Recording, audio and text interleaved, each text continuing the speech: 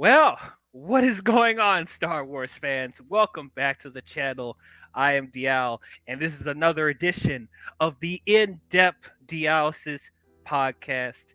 And today we are journeying back into a galaxy far, far away. We are once again talking about Star Wars. And man, you're in for a show tonight, ladies and gentlemen. I know this is one that a lot of people have been waiting for. We are finally here talking about it. Today, we are going to be talking about the much anticipated, the highly praised the most recent series on Disney Plus. We are talking about Andor. And joining with me today, finally, I have the full Star Wars panel with me again. I am so happy I got all three of these gentlemen back. But first of all, joining with me, I have fellow YouTuber Ruby Grooby. I got nothing. Sorry, I wasn't prepared to be first. Hi guys. It's good to be all moved in, and I actually get to use a legit setup this time as opposed to a laptop that you guys saw last time. Hey, So there all you go. good, all good. You got to shake things up. So yeah, Yep. Ruby's gonna be first. Next, we have fellow YouTuber BiGb. What's up? How's it going? Good to be back. Good to have you here. And finally, joining back with us again, we have Beefaloh. Hi, I do a podcast called the Plus Knuckles Podcast where I talk about video games mainly.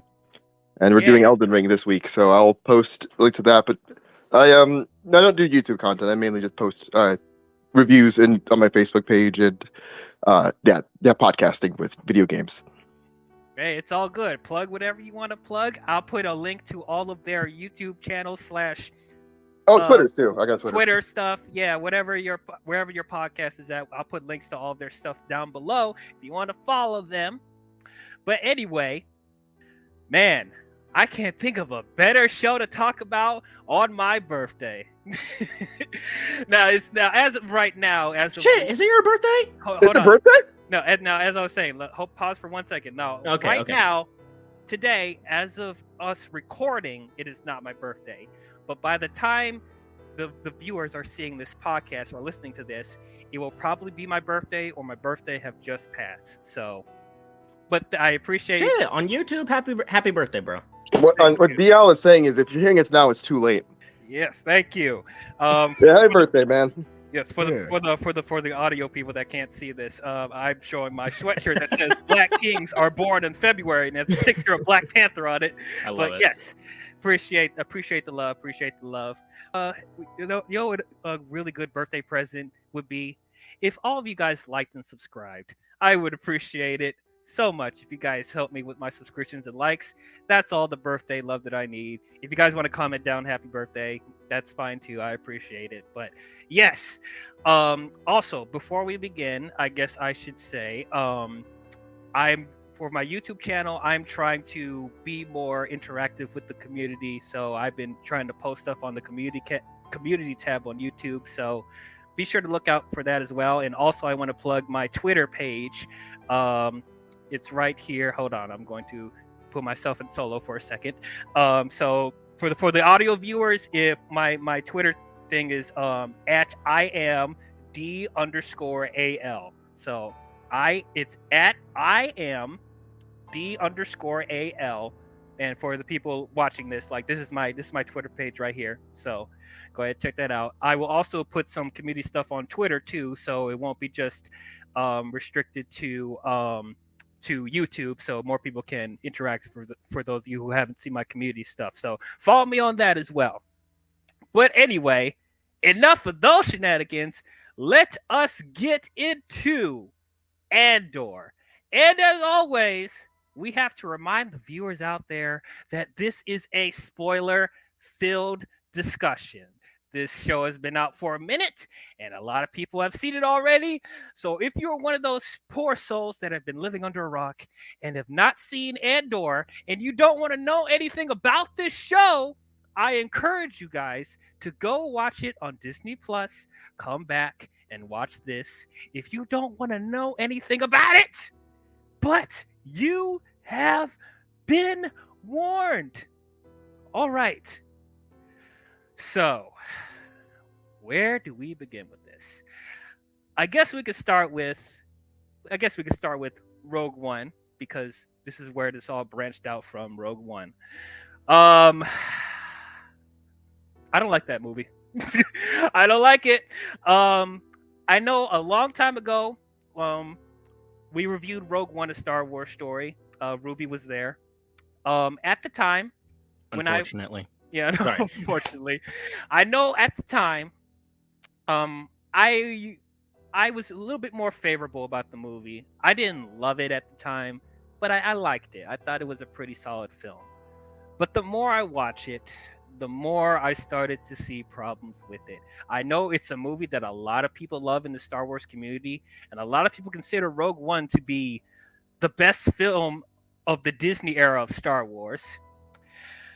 For me, Ow, that's ugh. yeah, Poor yeah, unfortunate souls. yeah, those people. I But mean, Y'all maybe are they got a lost. point. I don't know. Y'all are but they got a lost. point. They got a point. Y'all are lost. Absolutely not. 1 point Get the against fuck a outta here 99 with that. Yeah, so having 1 point does not best of Disney era make. Sorry. Yeah. So look. I know for that movie, it did something that a good amount of the Star Wars fans have been wanting to see in Star Wars. They want to see variety in tone and genre. And as far as Rogue One, the biggest thing I've heard about that movie is that it feels like a war film, I guess. It's more gritty, it's more grounded, it feels more serious. They tone back on the fairy tale and like whimsical aspect of Star Wars. We don't see any lightsabers in that movie outside of Darth Vader at the very end. So, and yeah, just like they like that sensibility of Star Wars. It felt like something different for them, which is something I understand. Me personally, like, even though I'm not a big fan of this movie, I do appreciate Rogue One trying something different as far as genre and tone, because that's the great thing about Star Wars. Like, there's some things that, that people gravitate to more than others, So I like the variety, but for me, Rogue One is not for me. Because I already said before, I'm not a big fan of war films in general. And just like, yeah, that tone in Star Wars, I could care less about. But I just never understood the argument too that like the other films didn't feel like war movies. Like there's a bunch of battles going on, and and there's conflict with politics in different nations. So what are you talking about that the other stuff didn't feel like a war film? I can clarify what they mean by that, actually. Sure. Same. All right. So when we talk about there's a war film to what we see as Star Wars could be classified as a war film, but the more central conflict of Star Wars is the films is the interpersonal drama of the Skywalkers. It's all about their bullshit. And a war film, yes, so it's gonna have a core character and a core conceit, see Saving Private Ryan, but a lot of those films are meant to focus on the horrors of war and the trauma and the backlash that comes from those things. And Rogue One puts way more emphasis into those elements and the soldiers that die and having characters that primarily exist to be bodies.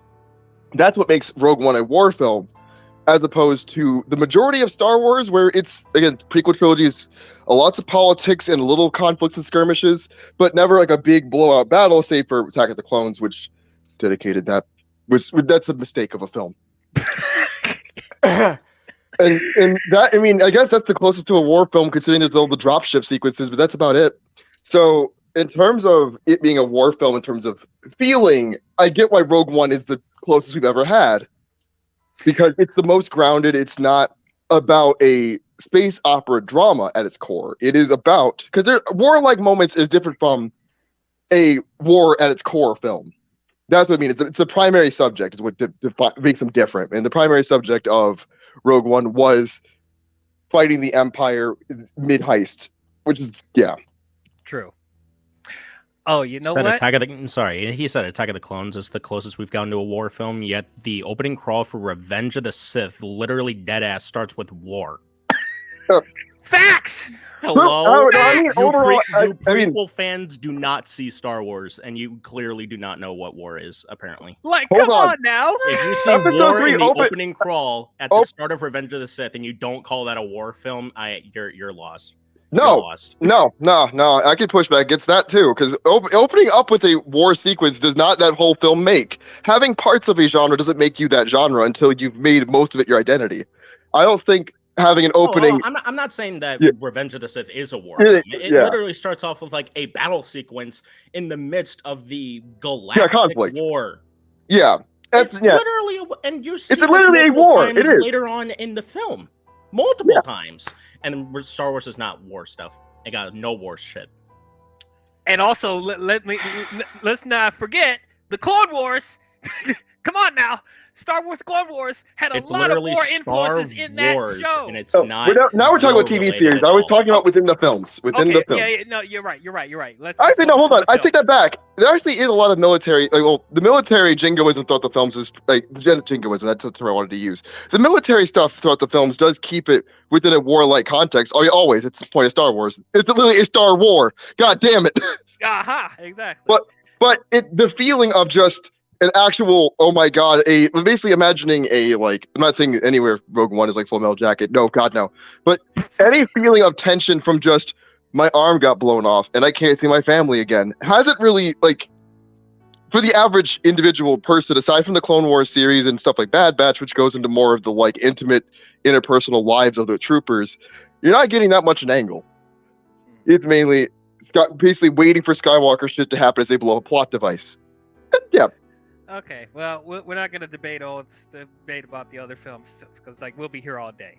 Let's move on. So, going back to Rogue One.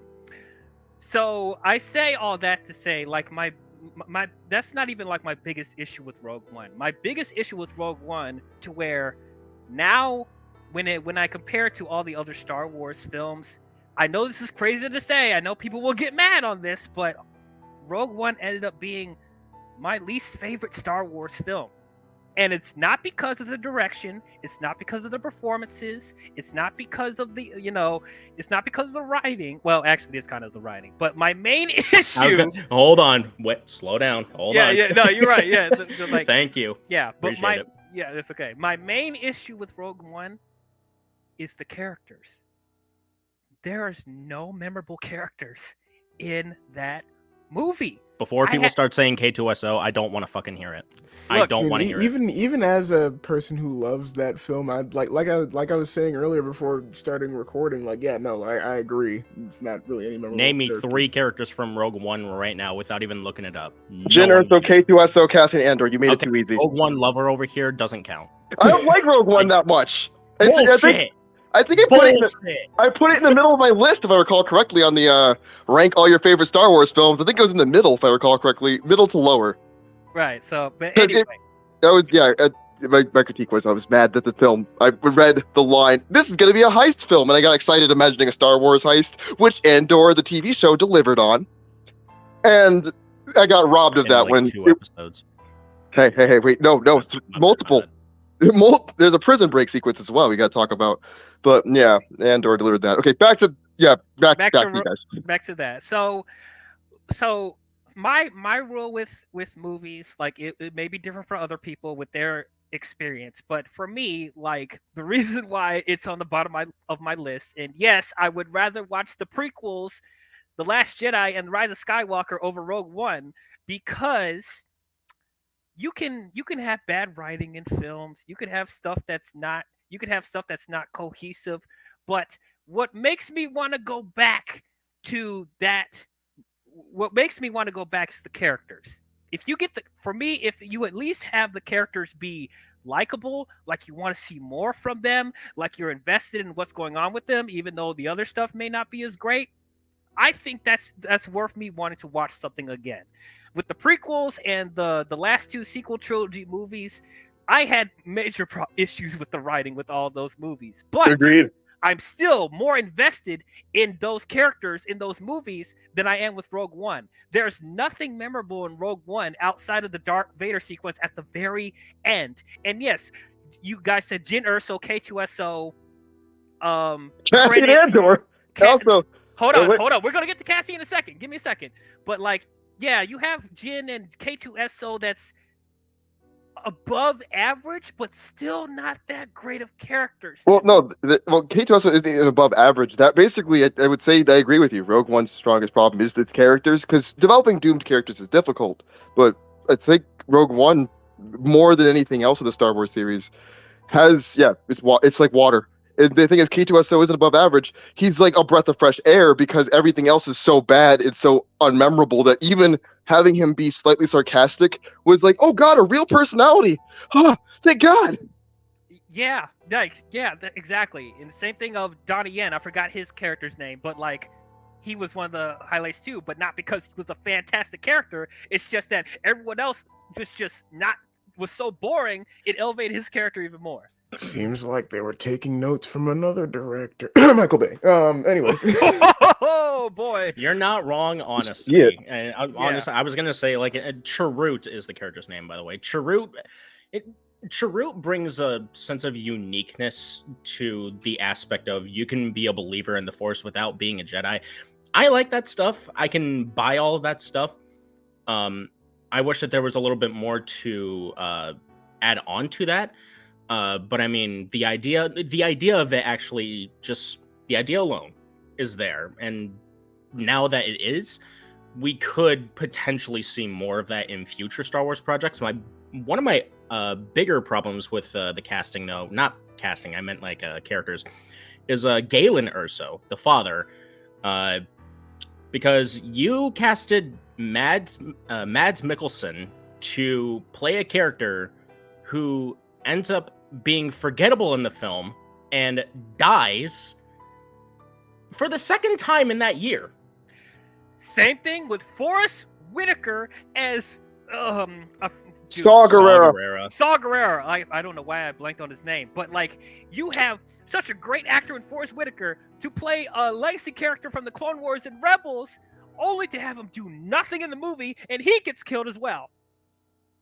He only delivers a message that isn't really going to do justice in the future anyway, and then dies because the Death Star only had enough power to blow up a city, when like the next like 2 to 3 days after that they could blow up planets. But yeah, this movie is fantastic, guys. It's one of the best Star Wars films ever made. But Gareth Edwards, any words? I don't blame Gareth. I don't either. I'm just throwing. I mean, I mainly, when it comes to things like this, because like I run into the same issue with, like I said, the Michael Bay Transformers films. I still heavily despise those films, but you know, like I run into the same issue, and it's not entirely like, you know, directors or anything like that. It's mainly the writers, you know, like you look in the writer's room and it's like, okay, you know, like these people are the ones that like wrote these characters the way they are. I mean, you know, the director directs and everything, you know, and the actors work with the material that they're given, but you know, it's just.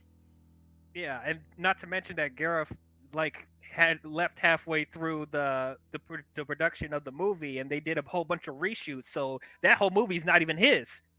So it's like. It's like half of his film, but he gets credited in the credits as the director. Yeah, because he did enough on the film for it to technically be his film, I guess. But this whole tangent we're going on brings us to Cassian. Cassian, I'm not going to go on a limb and say that he's one of the worst characters in Star Wars, because like, you don't have to. That's why I'm here anyway. Yeah, that's why you're here. Like, I know you have so much to say about him, and we'll get to your thoughts. Gross. Me with a gun waiting for Seth to say anything. But point it, bitch. Keep it pointing. It's like he don't care. But yeah, I'm not gonna go on a limb and say that he's one of the worst characters in Star Wars, because I can have a list of characters in Star Wars that I think are worst. But to me, Cassian is one of the most generic, boring characters I have ever seen in Star Wars. There's nothing about him that I like. I mean, he's not offensive, but he's not anything that he doesn't add anything to the universe. He doesn't. And so it blew my mind that they were like, out of all the characters in Rogue One, like, I understand if they wanted to spin off something from Rogue One because a lot of people love it. I understand. I kind of saw this coming. As far as them making the show, I kind of saw it coming because a lot of people love Rogue One and they want to see more from that like that era of Star Wars. I get that, but out of all the characters you want to spin off from Rogue One, you had Jin. You could have had Donnie Yen's character. You could have had Saw Gerrera, played by Forrest Whitaker. But the one person they decided to make a spin-off show with is Cassian. Why? Even Krennic would have been more interesting to go for. Even Hold on. Krennic would have been more interesting. Actually, but you chose the most boring character in Rogue One to spin off a show with. I'm going to answer the question. That's why you picked the most boring character. Think about the show. Okay, this is a weird comparison, but you'll follow me. Frasier was the most boring character on Cheers. Bar none. No one gave a shit about Frasier. They spin him off, and they give him an entire series to flesh him out and set him up with a whole cast of characters that we've all come to know and love, and it's now a beloved. Well, it's over now. It's getting a reboot, but it became a beloved television series. When you take somebody who is a milquetoast or a milquetoast character like that, you get the opportunity to flesh them out and actually elaborate them into something really interesting, or take a boring character and put them into interesting situations and put them with interesting people. To me, it made perfect sense after watching Andor when realizing if you had picked anybody who was more interesting, they probably would and had more intrigue. You would have had to deal with a couple other things like, I think you'd have to deal with, what if we tie them too closely to the Skywalker storyline we want to move away from? What if we tie them too closely to X? And I think there was a lot of options, but Andor made the most sense. You want a really cool rogue character who travels the galaxy? You're going to get that with him. So I'll piggyback off of what you said actually with an example from in universe. So I mean that's kind of like why they decided to flesh out characters like the clones or Anakin in the Clone Wars. It's like a boring character. Well, not so much boring in Anakin's case, but like say more applies to like the clones. Like okay, it's a boring character. No one really cares about them. That whole series, after that whole series, they all started caring about them. Not saying that. I like what they did with Andor. I like what they did with that character specifically, but we'll get into that later. But yeah, we'll get to that. When we get to our actual opinions on the show. But like, I'm okay. So I was kind of with you on that, to an extent, because I feel like this could be a similar opportunity that they did with Boba Fett, because I've said before that I did not like Boba Fett in the original trilogy. I thought he was a nothing character, and I didn't understand the hype behind him because he didn't do much in the original trilogy. Like, take the comic stuff and the novel stuff aside. That stuff aside, judging him from face value of the original 3 movies, he didn't do anything, and I didn't understand why people love him from the movies alone. But then they brought him back with Tamara Morrison being recast as Boba Fett, coming back in The Mandalorian and the Book of Boba Fett. He was a much more interesting character after that point. Even though we have our issues with the Book of Boba Fett, it's still undeniable that Boba Fett is a much more interesting character after The Mandalorian and Book of Boba Fett. So I was gonna say the Book of Boba Fett is a bad show, but it's not because of Boba Fett the character. Boba Fett the character is actually one of the positive parts of the show, because you take a mediocre character that we weren't really invested in the first place, but we got hyped off of him because he looked badass and he looked really cool. He could do all these amazing things. He has jetpacks, he has missiles, he has a flamethrower, he could do a whole bunch of shit, but they don't do anything with this character. Book of Boba Fett changes that and makes him more of a better character, at least with the time that we see him, of course, until Mandalorian comes in and makes Mandalorian 2.5. But that's not the point. Now, with this Andor stuff, I'm on the same boat with you. I thought that this was going to be an opportunity to maybe show Andor from a different perspective, that maybe Andor was this good guy that came from a wealthy group of people, and maybe something shitty happened on his end where, they maybe got ambushed or something like that. Maybe that sounds a little too generic in today's Star Wars show timeline or whatever, but I mean, that generic doesn't mean it's not effective. Right. And with a character like Andor, that would have made more sense to his character, being more caring and compassionate towards his companions. And maybe something happened along the way to the point where, maybe he lost faith in something or whatever, to the point where he became this big generic asshole guy in Rogue One. But the problem in the show is that they don't do that. Yeah, They well, just start from Andor in Rogue One and just make him that in his show. So there's nothing distinctive or like interesting to go off of. We just see a side character who was an asshole become the main character. Which yes. So before, hold on, just so hold your thoughts, because I know. That's the groundwork. That's all I got. I mean, for people that are watching this on YouTube, like you see his like his name tag, you know, so you kind of have an idea of how he feels about the show. But before we get into our actual, the revolution will not be televised. That's all I'm gonna say. I'm just kidding. Boy, but as I said, so let me wrap this up so I can get your actual thoughts on it. But anyway, so.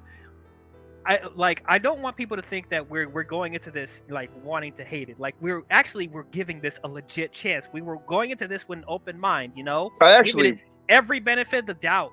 I need to interject here and say actually something about Andor that really hits hard in this regard for me. I wanted to hate this show when I first watched it. I wanted to hate it because, you know, like, as I do like Star Wars as a franchise, but I'm kind of burned out on it. So I'm like, any excuse to disengage further will be accepted at this point. I'm really tired. I'm more like an old person. And Andor was kind of like a shot of adrenaline to me, which is why I'm fighting so passionately in favor of it. Fair enough. But I guess that's my stance for the audience. Is I'm somebody who I did not want to get proven wrong. I wanted to walk in, be upset, and leave, and then I got conned into liking it. Okay, I know you guys are egging to get your opinions out. Just let me just set the stage. I'm almost done. So anyway, but yeah, so we walked into this with an open mind. So let's just keep that in mind for people that are thinking that we're just being haters. We're not. Like this is our honest opinion. Now, when this show came out, I wasn't really surprised about this, but at the same time I was. When this show came out, it was beloved by everyone. Everyone was in love with this show. They thought this was probably the best live-action Star Wars show they ever put out. Better than The Mandalorian. They thought this was the standard. This was the standard. Hold, beef. Hold the beef. Anyway, hold the beef. I literally, that should be a hashtag. Hashtag hold the beef. Dude. But anyway, might make t-shirts of that later. But no one can hold me down. You can't contain me. But anyway. So that set a standard for me. Like my expectations were extremely high with this. So I'm thinking, even though I'm kind of dubious because this is the same reaction that we got with Rogue One, and we saw how that turned out for me. So I'm like, I was kind of dubious still, but still, when people are saying that this is better than The Mandalorian, I'm like, my expectations were up on the roof. Like I'm expecting great things. Maybe they listened to the criticisms of Rogue One and was like, we're going to make it better. And since it's in a show format and 12 episodes long, they have so much time to flesh out Andor as a character, and also seeing how stacked this cast is. There are so many like big actors in this show. I'm thinking this could be great. This could be amazing, you know? So sitting down, watching this, what did I think about Andor? What are my overall thoughts?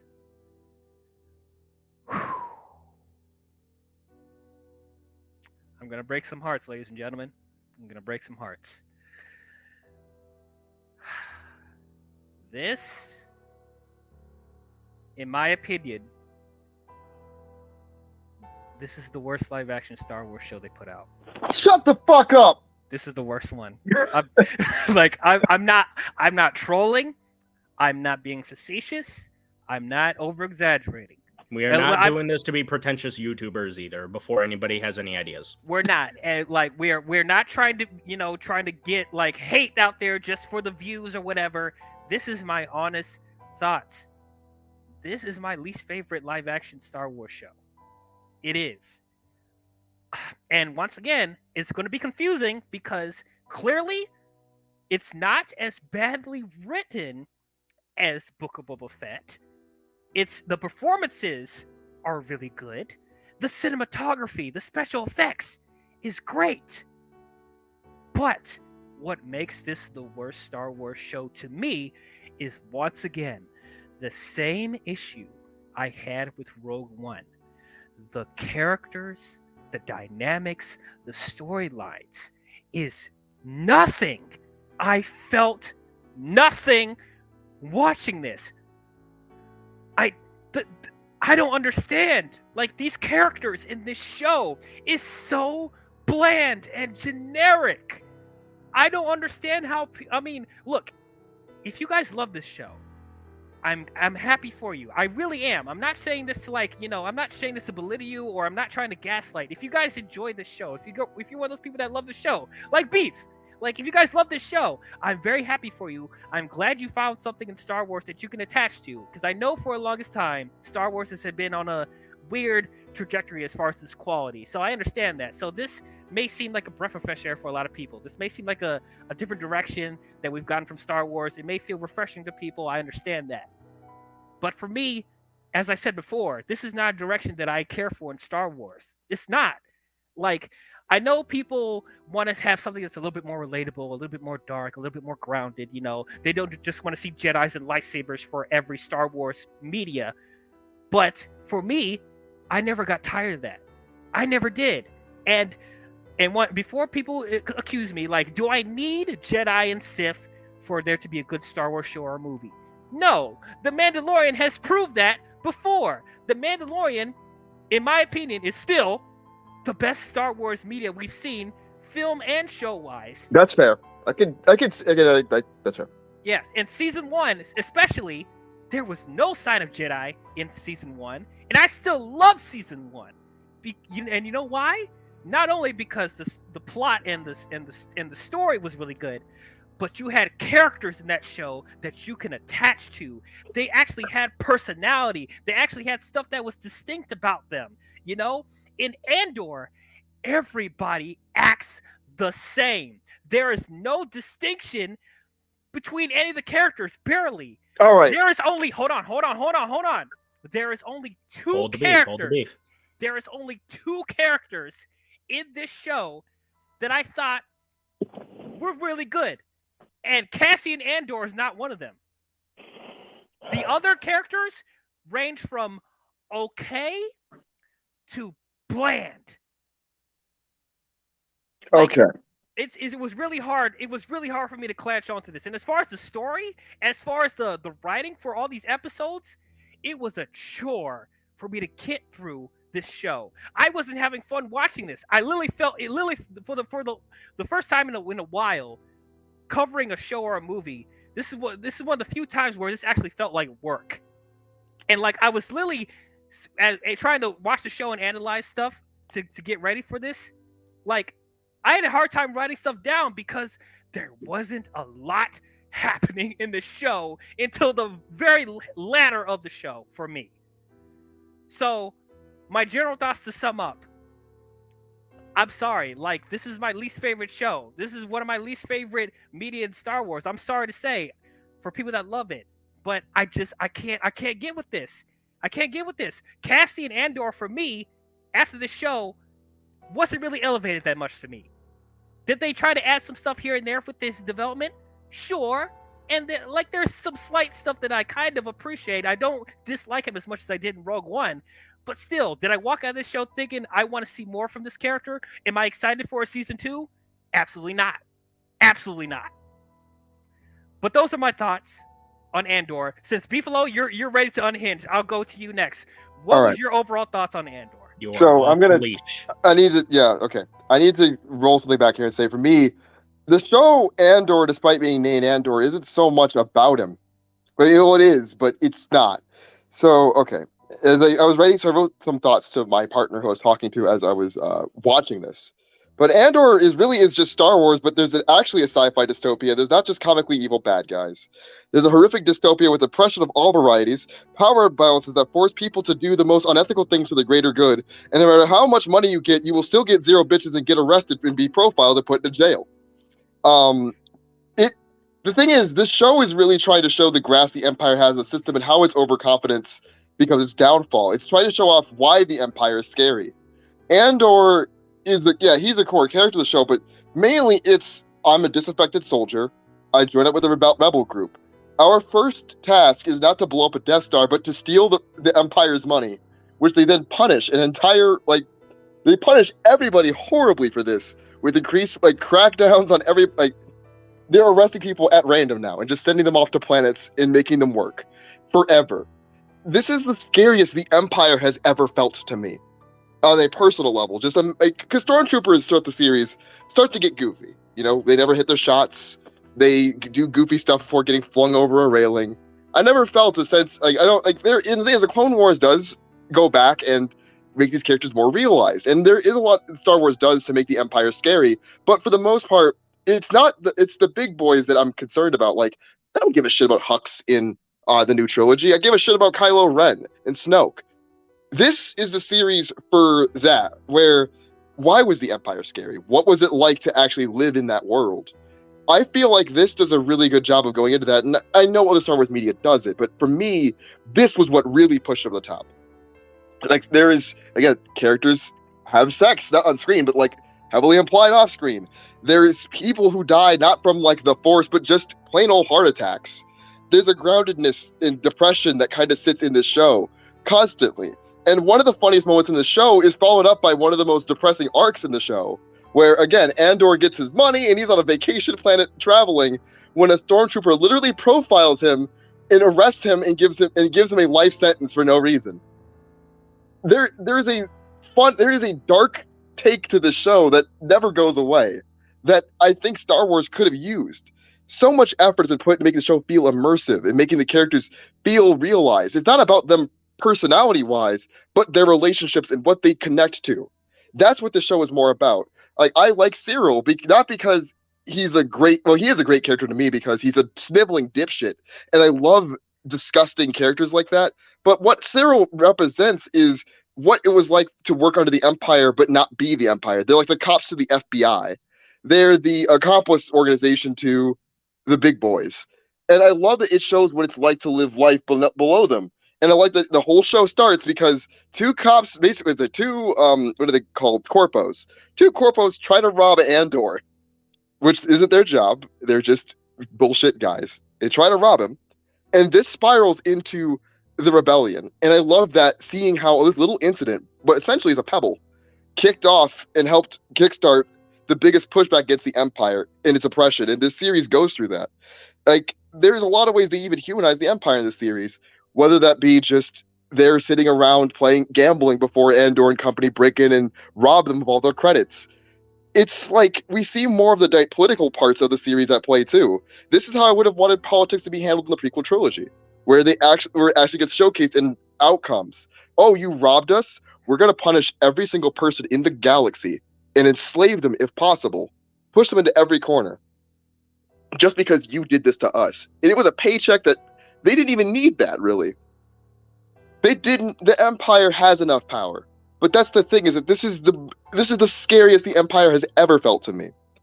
And it's there's little moments of humanity in the dark parts of humanity. Again, I think about the part where one prisoner literally offs himself and people are like, the body's gonna stink.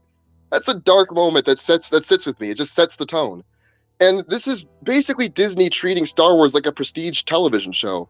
It's not about if Andor is fun and delightful. What does he bring to the table? He parallels Cyril. He parallels Kino. He shows what it's like to grow from being a disaffected mercenary into believing in something. That's what the point of characters like Nemec, who is he's the one that wrote the manifesto in the beginning of the series. Characters like him are all meant to help Andor flourish. And I just think that this show does such a good job at developing this world, at developing how bad it is, the torture techniques, the way that they literally walk a people to death and knock them down from 20,000, I think, for the Dasani to 600. That's horrifying. And I think that there's so much here if you're looking to understand, why are the Empire scary? What's it like in the Star Wars universe day to day when you don't have a lightsaber and you're just a person? This is that. And that's why I'm so attached to this, is that it literally went into every single crack and crevice that I never even thought to ask about. And it was just pleasant for that. It's just pleasant for that. and I'll pass it on to who wants to go next. Who's ever is up. Actually, we're gonna go with BiGb next. Tell us, what are your Yeah. overall thoughts on Andor? So, kind of piggybacking off of that, I liked the kind of like going back to like the whole political aspect of the series. I did like that, and I will say that part of my positive opinion, because overall I liked it, mainly in the second half, but overall I liked it. I think part of that opinion has also been affected by the fact that I just got done watching Velma before I started watching that. But anyways, More Comparing shit to a unfortunate. woman? yeah. Don't do this. No. Yeah, but but no, I like the political aspect of the show, because I feel like, so I like how they did the politics in prequels, especially if you combine that with the Clone Wars, because you see like how corrupt a lot of the politicians are and everything, and also if you look in Tales of the Jedi especially, you see how corrupt a lot of the politicians are, and how it's how the Senate is run through both the Trade Federation as well as the Galactic Republic. I love seeing how different it is under the Empire, and you see that with like Mon Mothma and her scenes, where she's kind of trying to keep things a little more civil, but things are obviously taking a much darker turn. I do like how like you said, Beef, how you get to see what life is like for somebody who's not a Jedi. They don't have these cool mind powers. It's just this dude who's he's got a gun, he's looking for his sister, and he's lost in a world where people are like constantly trying to trample over other people or whatever. I did like that aspect of it. I did like how they showed why his character, they kind of like started to show why his character is willing to fight for this, this rebellion. He starts off not believing in it. He's just in it for the credits. And then, by the end of this first season, I don't know if they're going to go on any further, but, by the end of this first season, they, there's season 2. Season 2 is confirmed. It is? Yeah. Okay. But They're clearly not paying attention. They show that like by the end of that first season, that he is on board with this cause and everything.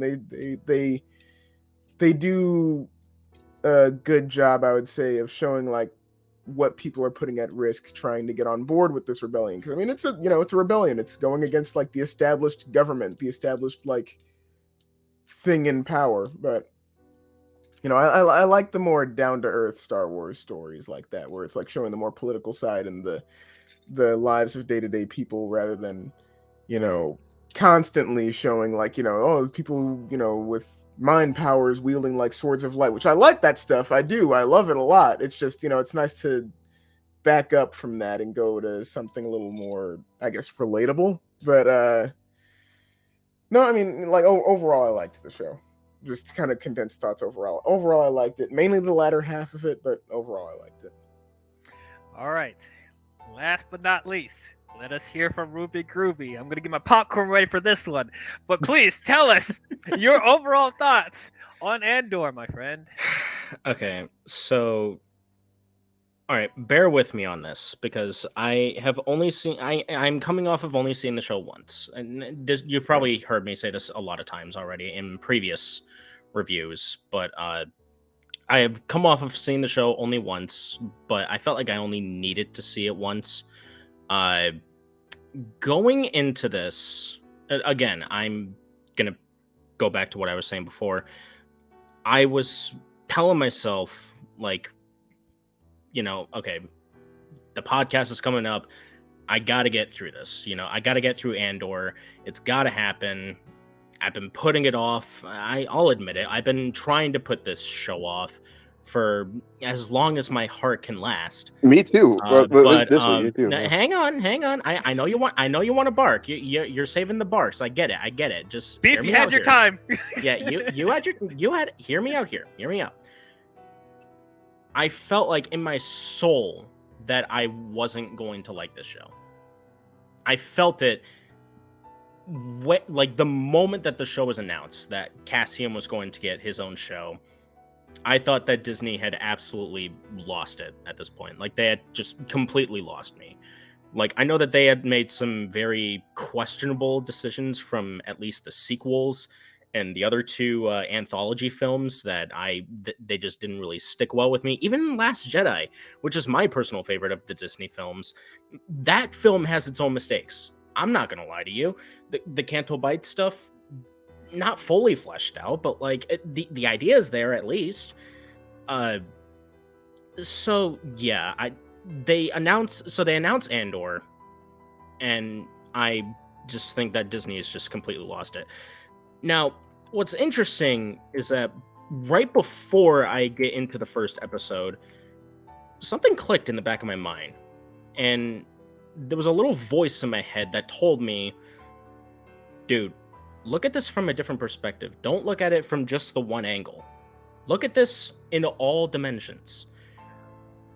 Sure, they're doing a show on a character that you hate personally, like you absolutely despise this character. Honestly, I think Andor is the absolute worst character in Star Wars ever. I know that everybody has their own personal least favorites, like Jar Jar, L337, Holdo, Rose, the list goes on. You have your own personal least favorites, mine is Andor personally.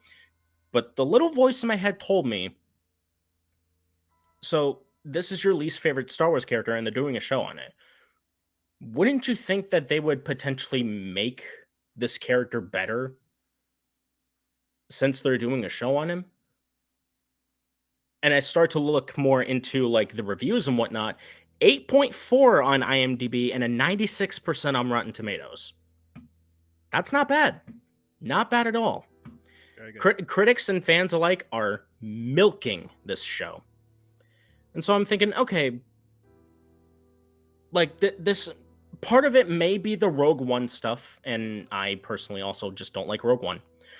But maybe there's a side of me that might be interested in seeing if they could potentially improve on this terrible character in Rogue One. I mean, absolutely terrible. So I went into it thinking, I'm not super excited about this, but I'm hoping that they don't flop this, because I want to see more great Star Wars content. Then I get into it. I'm about like 5 episodes in. All 3 of these guys here have probably seen all of my Snapchat stuff. I've done like Snapchat reactions of some of the moments from Andor. And I had one of my friends ask me, so how are you liking Andor so far? I told him, I am 5 episodes in, and I am debating on continuing. 5 episodes in. That's not even halfway into the show. Show's got 12 episodes. I'm 5, and I was even like 3 episodes in, and I was debating on continuing. 2 episodes in, debating on continuing. Wanna know why? It's because for me, the show as a whole, the story itself, I can understand, but it does not work as a Star Wars show. It does not work as a Star Wars show relating to other Star Wars projects like Rogue One, which was meant to be more of a war film, and the prequels a little bit, because, we're going into more of the political side of things with Mon Mothma, but that's more appeal to kids. So when you're getting into this show, you're mixing in elements from material that the adults are more attached to and elements that the kids are attached to. And who is this show really supposed to be for? You end up seeing that, they're trying to show the kids, like, this is what you see in the real world. Like how Beef said, you see sex in this show. They don't necessarily show it, but you get the idea. You get the idea. It's there, whatever. But I just don't see this as a show that I would go back to rewatch. It's a hard show to get through. I even went on to, after I was done watching the entire series, I told myself, you know, there was probably only one episode that was like decent at best, or like good even, had like good moments. I went straight to Twitter and I said, and I have it right here. It's still pinned to my Twitter, so you guys can still see it if you guys want to go follow me there. You can see my pinned tweet. This is what it says. Andor is the worst Star Wars show on Disney Plus, and the fan base, this may trigger some people, so just bear with me. And the fan base... Before you say what you say, what the thoughts of what Ruby's about to say does not reflect the thoughts of me, BiGb, or Beefaloh. But go ahead. No. Nope, it does not reflect anyone's thoughts on the show. Again, if you love the show, that's great, because Star Wars is meant to be for everybody. And there's always... The great thing about Star Wars, right, is that there's always a show or a project for everyone. So, like, we have people that love Rogue One. We have people that love, specifically, Return of the Jedi. We have someone specifically who loves Revenge of the Sith. The Last Jedi for me. Empire Strikes Back is my favorite fucking movie of all time. Empire Strikes Back. That is the movie that loves The Rise of Skywalker. Beefaloh loves The Rise of Skywalker. Beefaloh, Rise of Skywalker. Yeah. And the Empire Strikes Back for me is what's putting me on the path of potential, of success, of wanting to go into films. Empire is the reason why I want to do films, and The Last Jedi elevates that for me. And everybody has their own stuff that they love. People love Rogue One and Andor. That's awesome. Happy for you guys. Y'all love Solo. There are some lovers out there that love Solo. We love Solo out here. Not me. We have people that love... We have people that love... Y'all crazy. We have people that love the Clone Wars movie that most people probably forgot that existed. I'm not kidding. I mean, we have fans out here that love this shit, right? So nothing that I'm about to say here reflects your opinions on this show. But what I have pinned to my Twitter right here is Andor is the worst Star Wars show on Disney Plus, and the fan base should be ashamed forever thinking that any part of this show is good. That was my initial reaction to seeing Andor, because leaving this show, I had no reason why the show was ever made in the first place, because the show does not improve on Andor as a character. It does not elevate the story in any way. It does not make any elements of the saga as a whole better. In fact, it potentially makes it worse just by emphasizing on it any further. And I see the fans are loving this show, and I can't look at this show in good conscience thinking that this is the future of Star Wars on Disney Plus. I just don't see that. And it got so bad. I'm telling you right now, it got so bad to the point where I didn't even just go to Twitter about this. I was literally shouting to myself in my apartment right now, or when I first finished watching Andor. I went to my notes app on my phone and I typed out, I literally titled Star Wars Rant. Right there, you could see I was furious about this show. And I started it off, I'm only just going to say how I started it off because I don't want to trigger people any more than I probably already have. And if I have, I'm so sorry. But this is what I started off with. I am tired of believing in the fact that people are saying that Rogue One is one of the best films in all of Star Wars and Andor is one of the best Disney Plus shows. I just can't fathom the idiocy that is the love for Rogue One. That is what I started off with, and I'm not going to go any further into it because I don't want to piss any more people off. That is my initial reaction coming out of Andor, because this show just does not deliver on the promise of it being watchable, to be entertaining, to be engaging with the characters. There is only one good enough character, being Luthen Rael.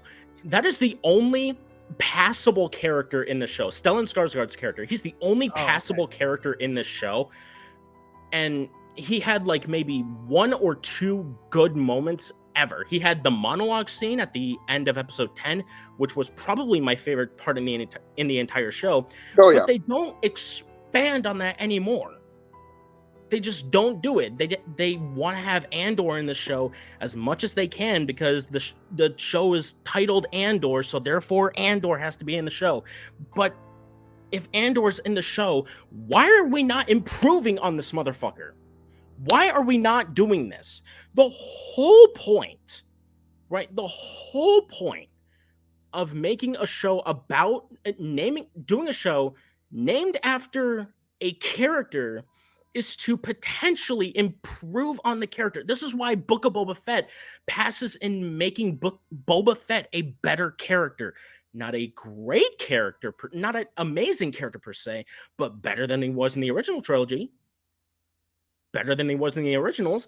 Obi-Wan Kenobi, I'm gonna bring him up. He was a side character in the prequels, and they put him front and center in his own show. And even though the show didn't really work for me as a whole, there were some missteps in the story structure.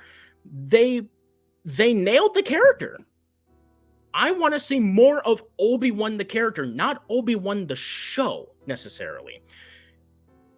Andor, however, does not do this. They take the worst character, in my opinion, the worst character in all of Star Wars, and they make a show named after him, but not only do they copy and paste the formula of the Rogue One character being the generic asshole guy who gives no exposition, who has no motivation, who is just wanting to tell people what to do because he feels like he has authority, because that's who he was in Rogue One. He was just this asshole who felt like he had authority. And they made this, they didn't expand on that in his show. They don't expand on it any further. But not only do we have a character who was copied and pasted into his own show, and they made him just as bad, you write an entire new ensemble of characters that are equally as bad and equally as not memorable, first off, and not entertaining. None of these characters appeal to me at all. Not even a returning character, Mon Mothma, who was said to have a bigger role in this show, but every single scene that she was in, I wanted to skip. Because holy shit, is this character overused, overhyped, the most bullshit character I have ever seen. You should have kept her in Return of the Jedi. You should have kept her in Return of the Jedi and just walk away. She was terrible in this show. I love the actress. Nothing against the actress. She did good with the material she was given. I don't care. It doesn't matter though. You put her in a role that you can't base anything off of. You can't do anything with this role. You're just trying to give this character more flavor, but it doesn't do anything if you're making me feel like I have to skip all of this. If Mon Mothma is here for half of the show or a third of the show, why are you making me feel like I have to skip this? It's not only that character that I feel that towards. It's every other character that I see that I feel like I just need to skip it because no one is likable in this show. Luthen Rael, again, is probably the most likable character in the show. But even him is kind of stretching it. I'm not going to lie. No one is likable in this show. And it makes me worried about them going for season 2, which is why you see in my name title, #cancel Andor, because you can't go anything off of this. The only thing that you could do in Andor season 2 is improve on the characters. But I know that they're not going to do that because they didn't appeal to my interest in season 1. That's okay. So hang on. I'm almost done. So overall, it's a show that I felt like I was going to hate in the first place. and I hate it even more than I felt like I should have. And it feels insulting that I have to say any of this. But that's the show that they made. They made it in a way that it personally kind of insults my intelligence as a Star Wars fan. Of all of the stuff that they'd shown, it feels unwatchable to me. And it feels like I can't watch this having a relaxing time, just enjoying a sci-fi fantasy, because they're turning this franchise into a not sci-fi fantasy that it originally started with. So it's here. It's a show. It's not my favorite. Whatever.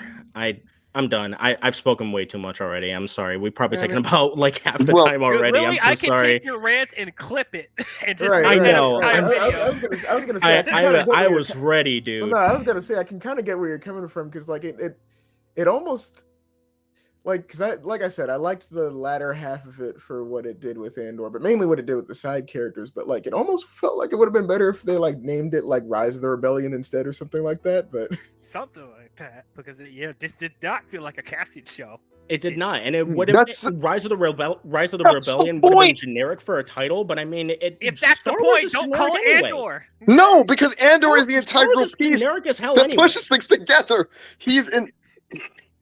I mean, I get that. I get that. Like but if you have a character who, like, and Seth, I actually appreciate you, because I appreciate perspective, because we are coming at this from we came from the exact, well, for me, we came from like similar spots.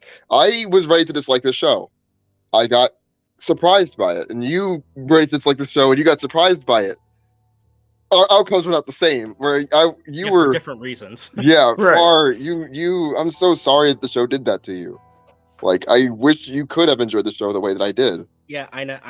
I'm telling you, I felt like in my soul that there was a part of this show that felt like there was potential for, a season 2 to happen. There's only really one thing that I'm looking forward to in season 2, and it's just to see what Luthen Rail was talking about in his monologue in that one scene.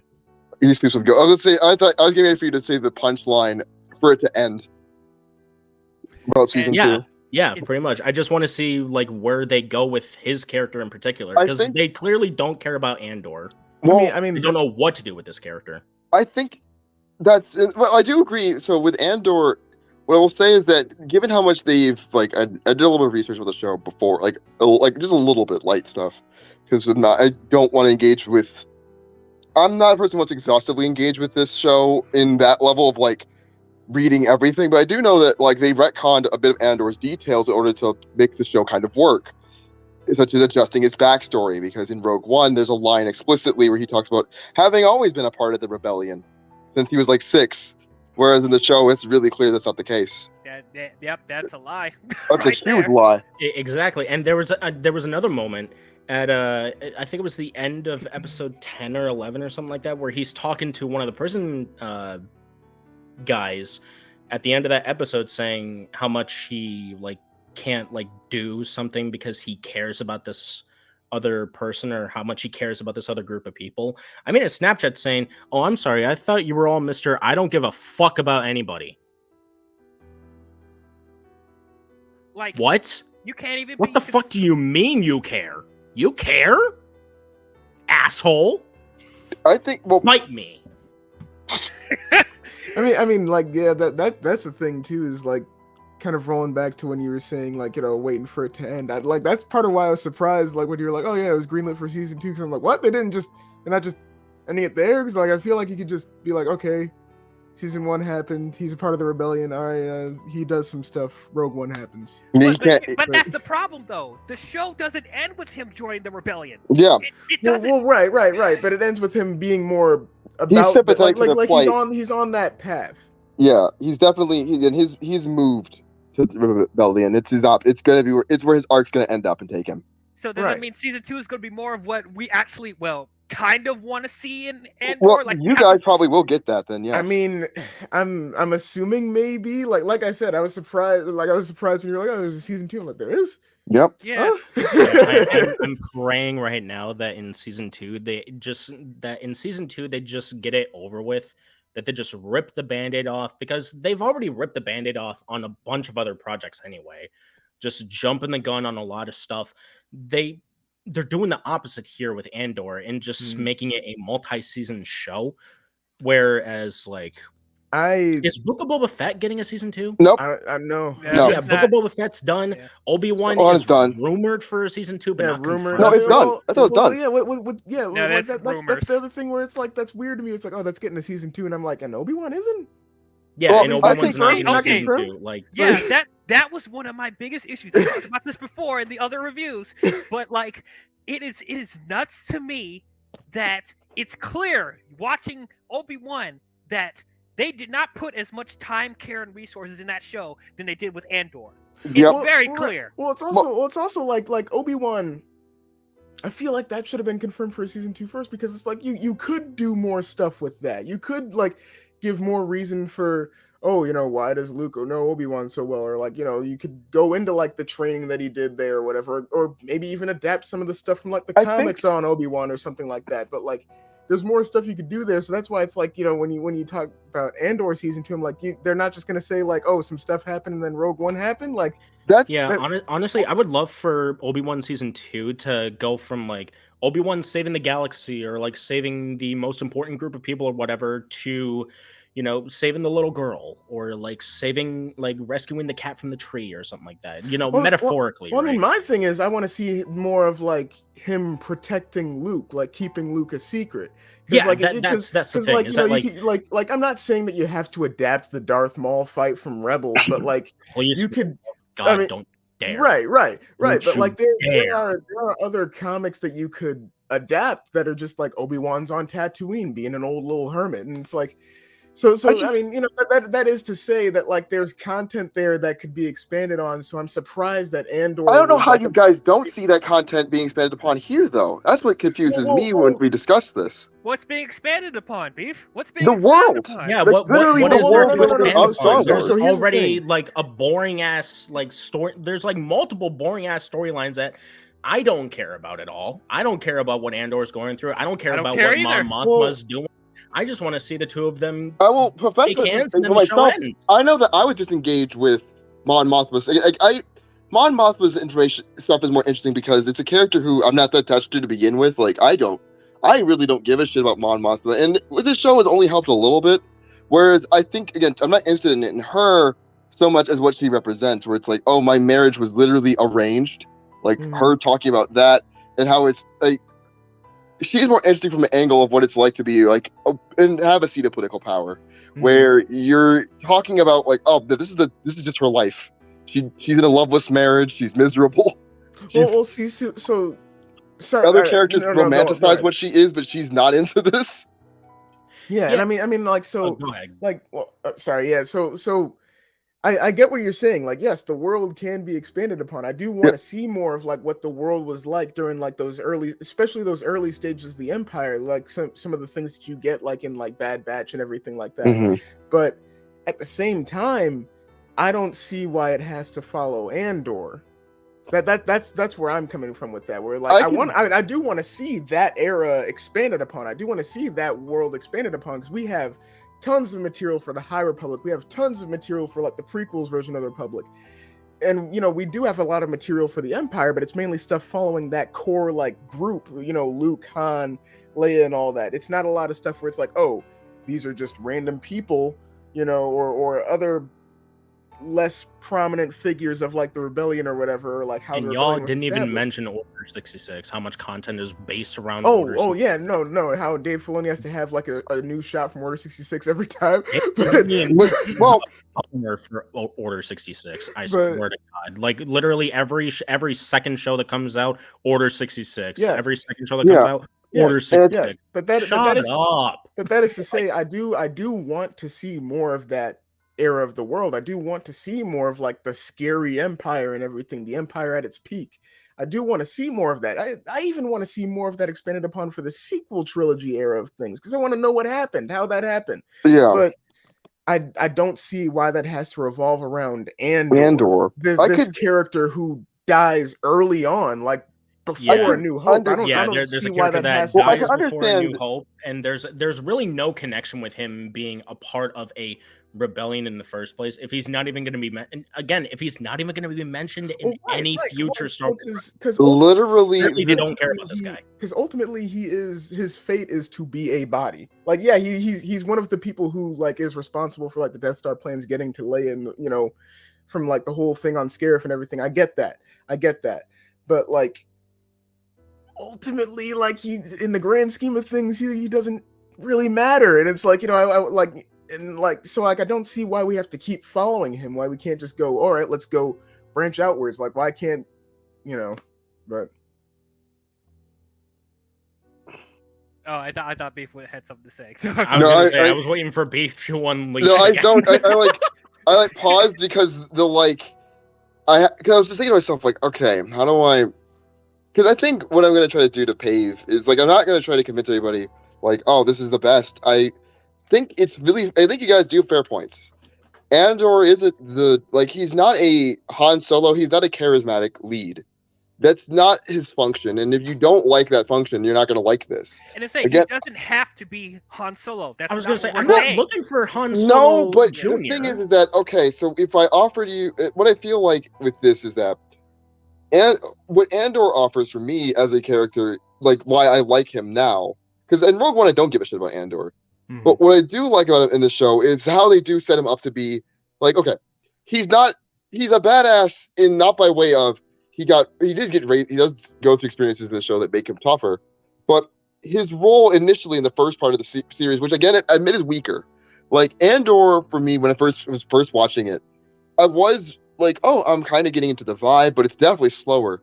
And reading, and the thing is, I didn't watch it all as it was coming out, but reading about how it was released, where they dropped the first 3 episodes, I think, all at once, so people could see where the show was going, because it took a lot longer for the show to reach its thesis statement than the other ones, where it's slow building, it's building up the the dystopia, it's building up. Okay, here is how bad it is over here. Here is what Cyril is like. Here is what it's like dealing with Corpo's ISB, dealing with like people just getting arrested constantly, or what it's like to be an independent planet where the Empire hasn't quite wrapped its grasp around you quite yet, or they don't want to deal with you. These are all elements I think, to me, are built slower part of the show, throw people off. And I think that's where it's easy to very much be like, okay, this isn't for me. But I'm not saying that like if you watch through it, oh, you're just filtered out. No, it's a taste thing. If you have a taste for more, if you've got a taste for a more focused, more, and I'm saying focus as somebody who can't focus and struggles with ADHD. If you're interested in a more focused, grounded take on the Star Wars universe, that's what you're going to find here. Is why I'm so attached to this show, where it's like, oh, hey, this is just nitty gritty, real stuff. I think that the characters of the show aren't, again, I said earlier, they're not the focus. It's about the relationships between them and what that means, what they play off of each other.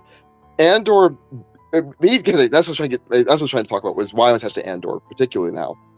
When we first see Andor joining that rebellion group and how dysfunctional they all are, that's when I got endeared to him a little bit, because he starts off a hired mercenary who is that good.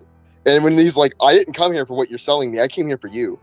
I was like, okay, this is interesting. We're building up that he's got something unique about him. And then we see this little, the Aldani rebels, all of them, we see them literally being dysfunctional. They can't do shit without him. They couldn't fly the escape shuttle to get away. They couldn't even organize an operation without him. He was their crutch. And that's when I realized, oh, what he's got is like this unique grasp on his own abilities and skills that allows him to contribute to other groups. He's got the insight and ability to like make this work that other people don't have. That's what made Andor special to me, was that he's not like a Han Solo roguish ace type, but he's like the quiet, all right, I actually do got this, guys. You don't know how to fly this fucking plane, you think you're gonna get out of here? And I like that he tries to be disconnected. And when he does get attached to the group over time and reveals himself, like once Skeens like tries to expose him, which I do like. Again, I like the Aldani Rebel sequence where Andor sits there, and in a really good character moment, when he's like, when you think Andor is going to be like, all right, I'm only here for the money. Dude goes, all right, so Nemec is dead.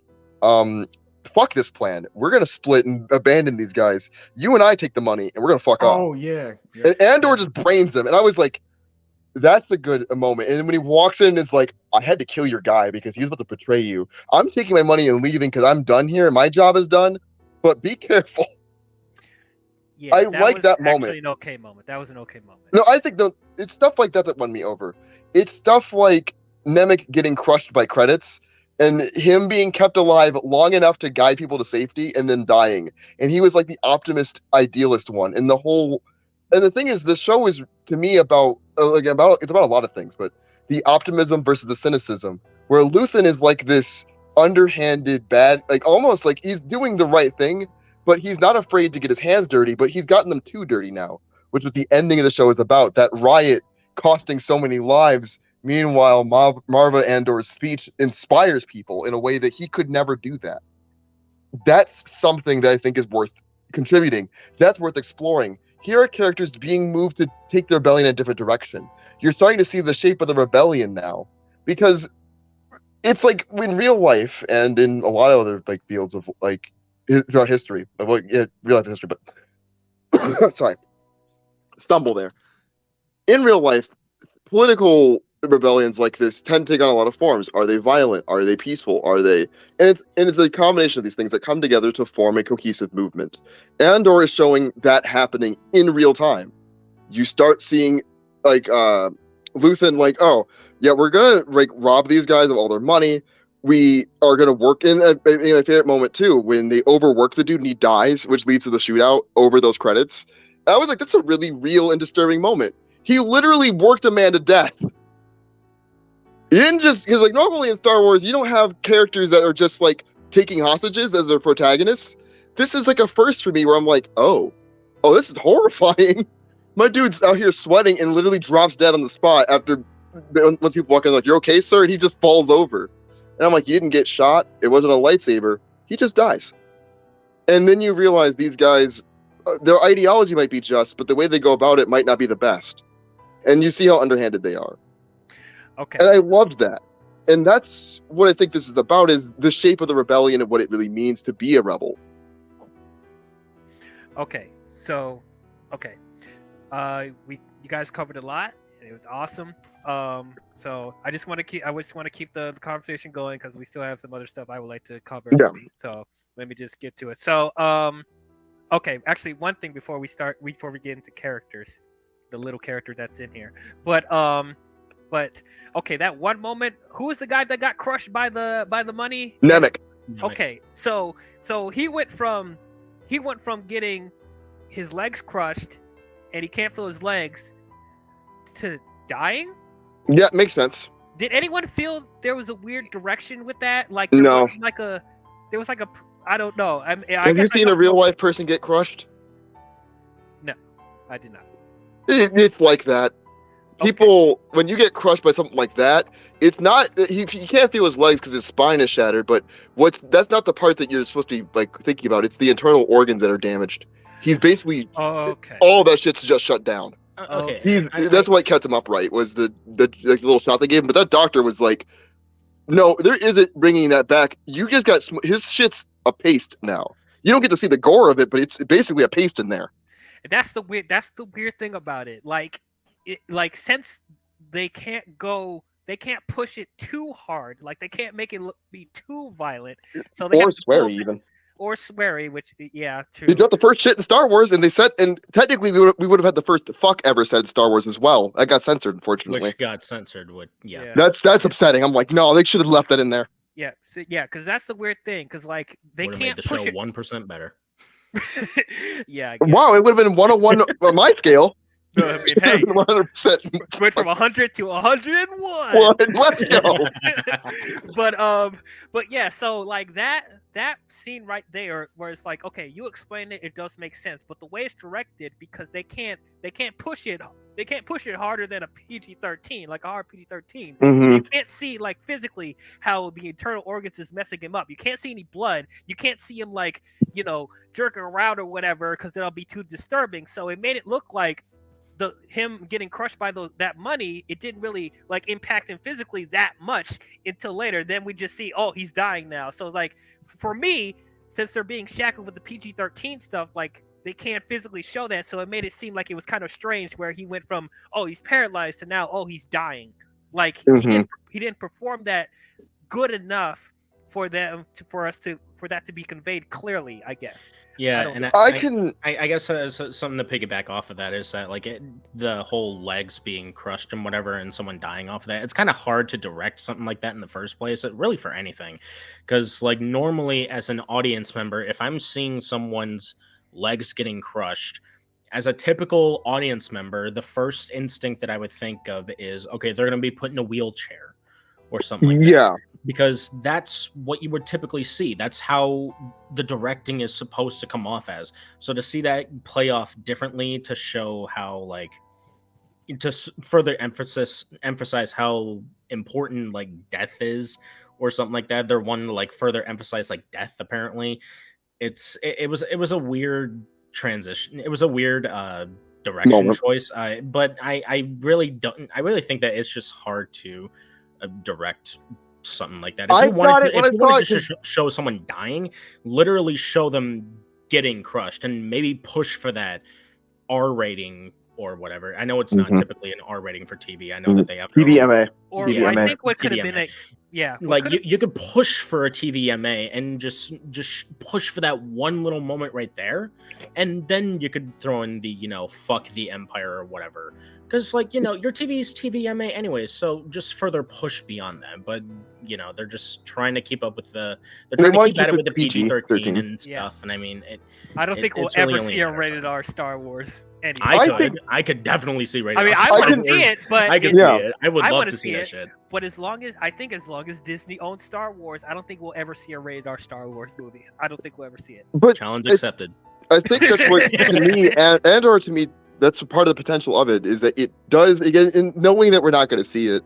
I know this is limiting for me to say, but within that context, I think that's what, for me personally, I'm going to say this, I think that's what the appeal of the show is, that this is the dirtiest Star Wars we're going to get. For me, I'm like, I feel like this kind of like, here's a torture sequence, and like, aside from what Kylo Ren was doing to people in through the sequel trilogy, like, Jesus Christ, horrifying. The torture methods of the Empire have kind of looked, again, the original trilogy looked goofy. I mean, and also they cut away before you see Han getting tortured. I mean, you do hear him scream in the other room, but you don't see him getting tortured. Yeah, and in this series, you don't see... act like Force Unleashed never happened?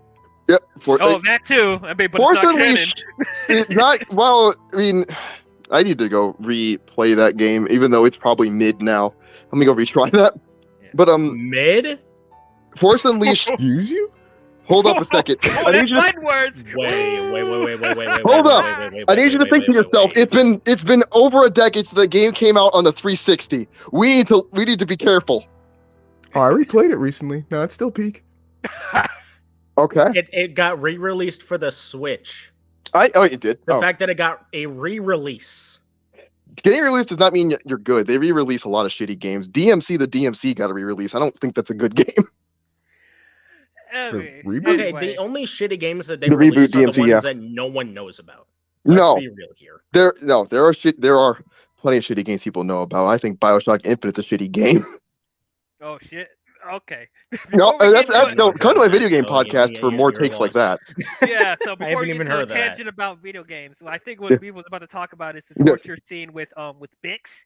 Yes, that was actually uncomfortable to watch. It was, and the reason why for me it worked was because they don't let you listen to that sound, and that's all the more horrifying. And you see her struggle, and then I was about to say, because you see the look on her eyes, you see her physically and struggling, like it's disturbing, like.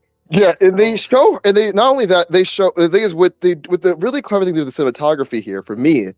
And this is what I think works for me, like, is this moment where she's, like, coming to from that torture, and, like, she can't fucking focus. And the way the two, I forgot the names. It was Dr. Gost, and I forgot the lady. She's prominent. She's, like, the ISB person. Dendra. Yeah, I do. I like her. Dendra and Gost standing over her, and it looks disorienting, like how she would probably be looking at them. And I'm like, that's a really great reflection of just how gone she is after what they did to her. Like, she's just broken. Yeah, which actually... I'm sorry, what were you going to say? Yeah, which I think is something that we do see it in Star Wars. Again, I think about when Poe got tortured, and you hear him like, Yeah. like that scream, Yeah. getting his memories ripped out. But I think that is like, okay, that's horrifying. But this was something else, where it's like she's like drooling and sweating and Like like she's pale and all that. Yeah. it's just, what is it? Catatonic is the term, where she's just gone. Yeah. Like, yeah, that was unnerving. Which actually. Yeah, you can go.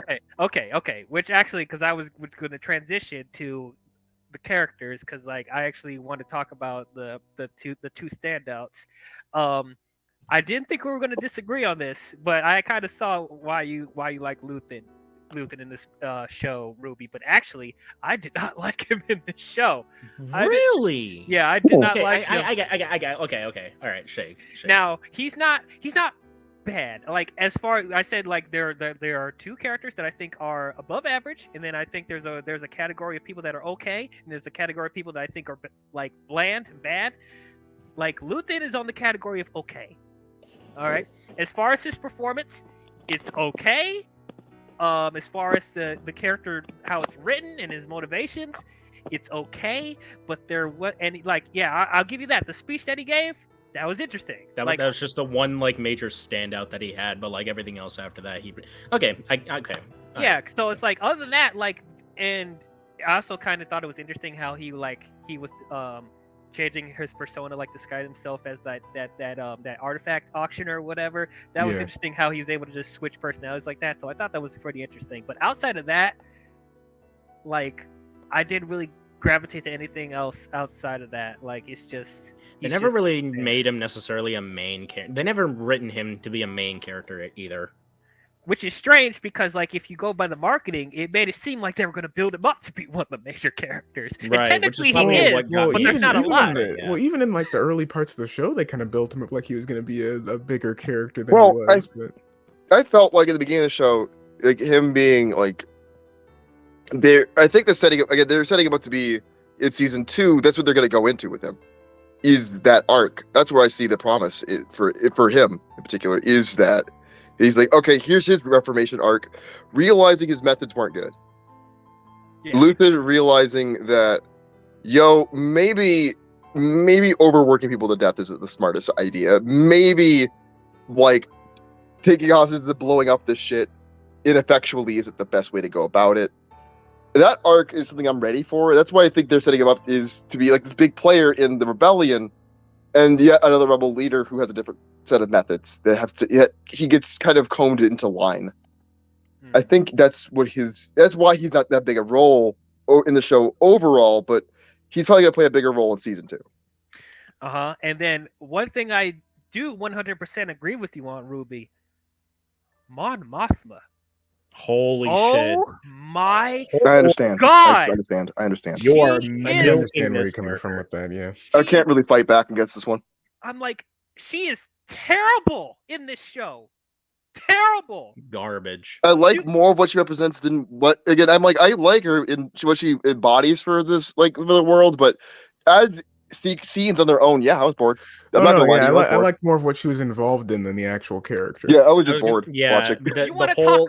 The whole arc that they apparently decided to give her in this show literally made no sense. No sense. You want to talk about character assassination?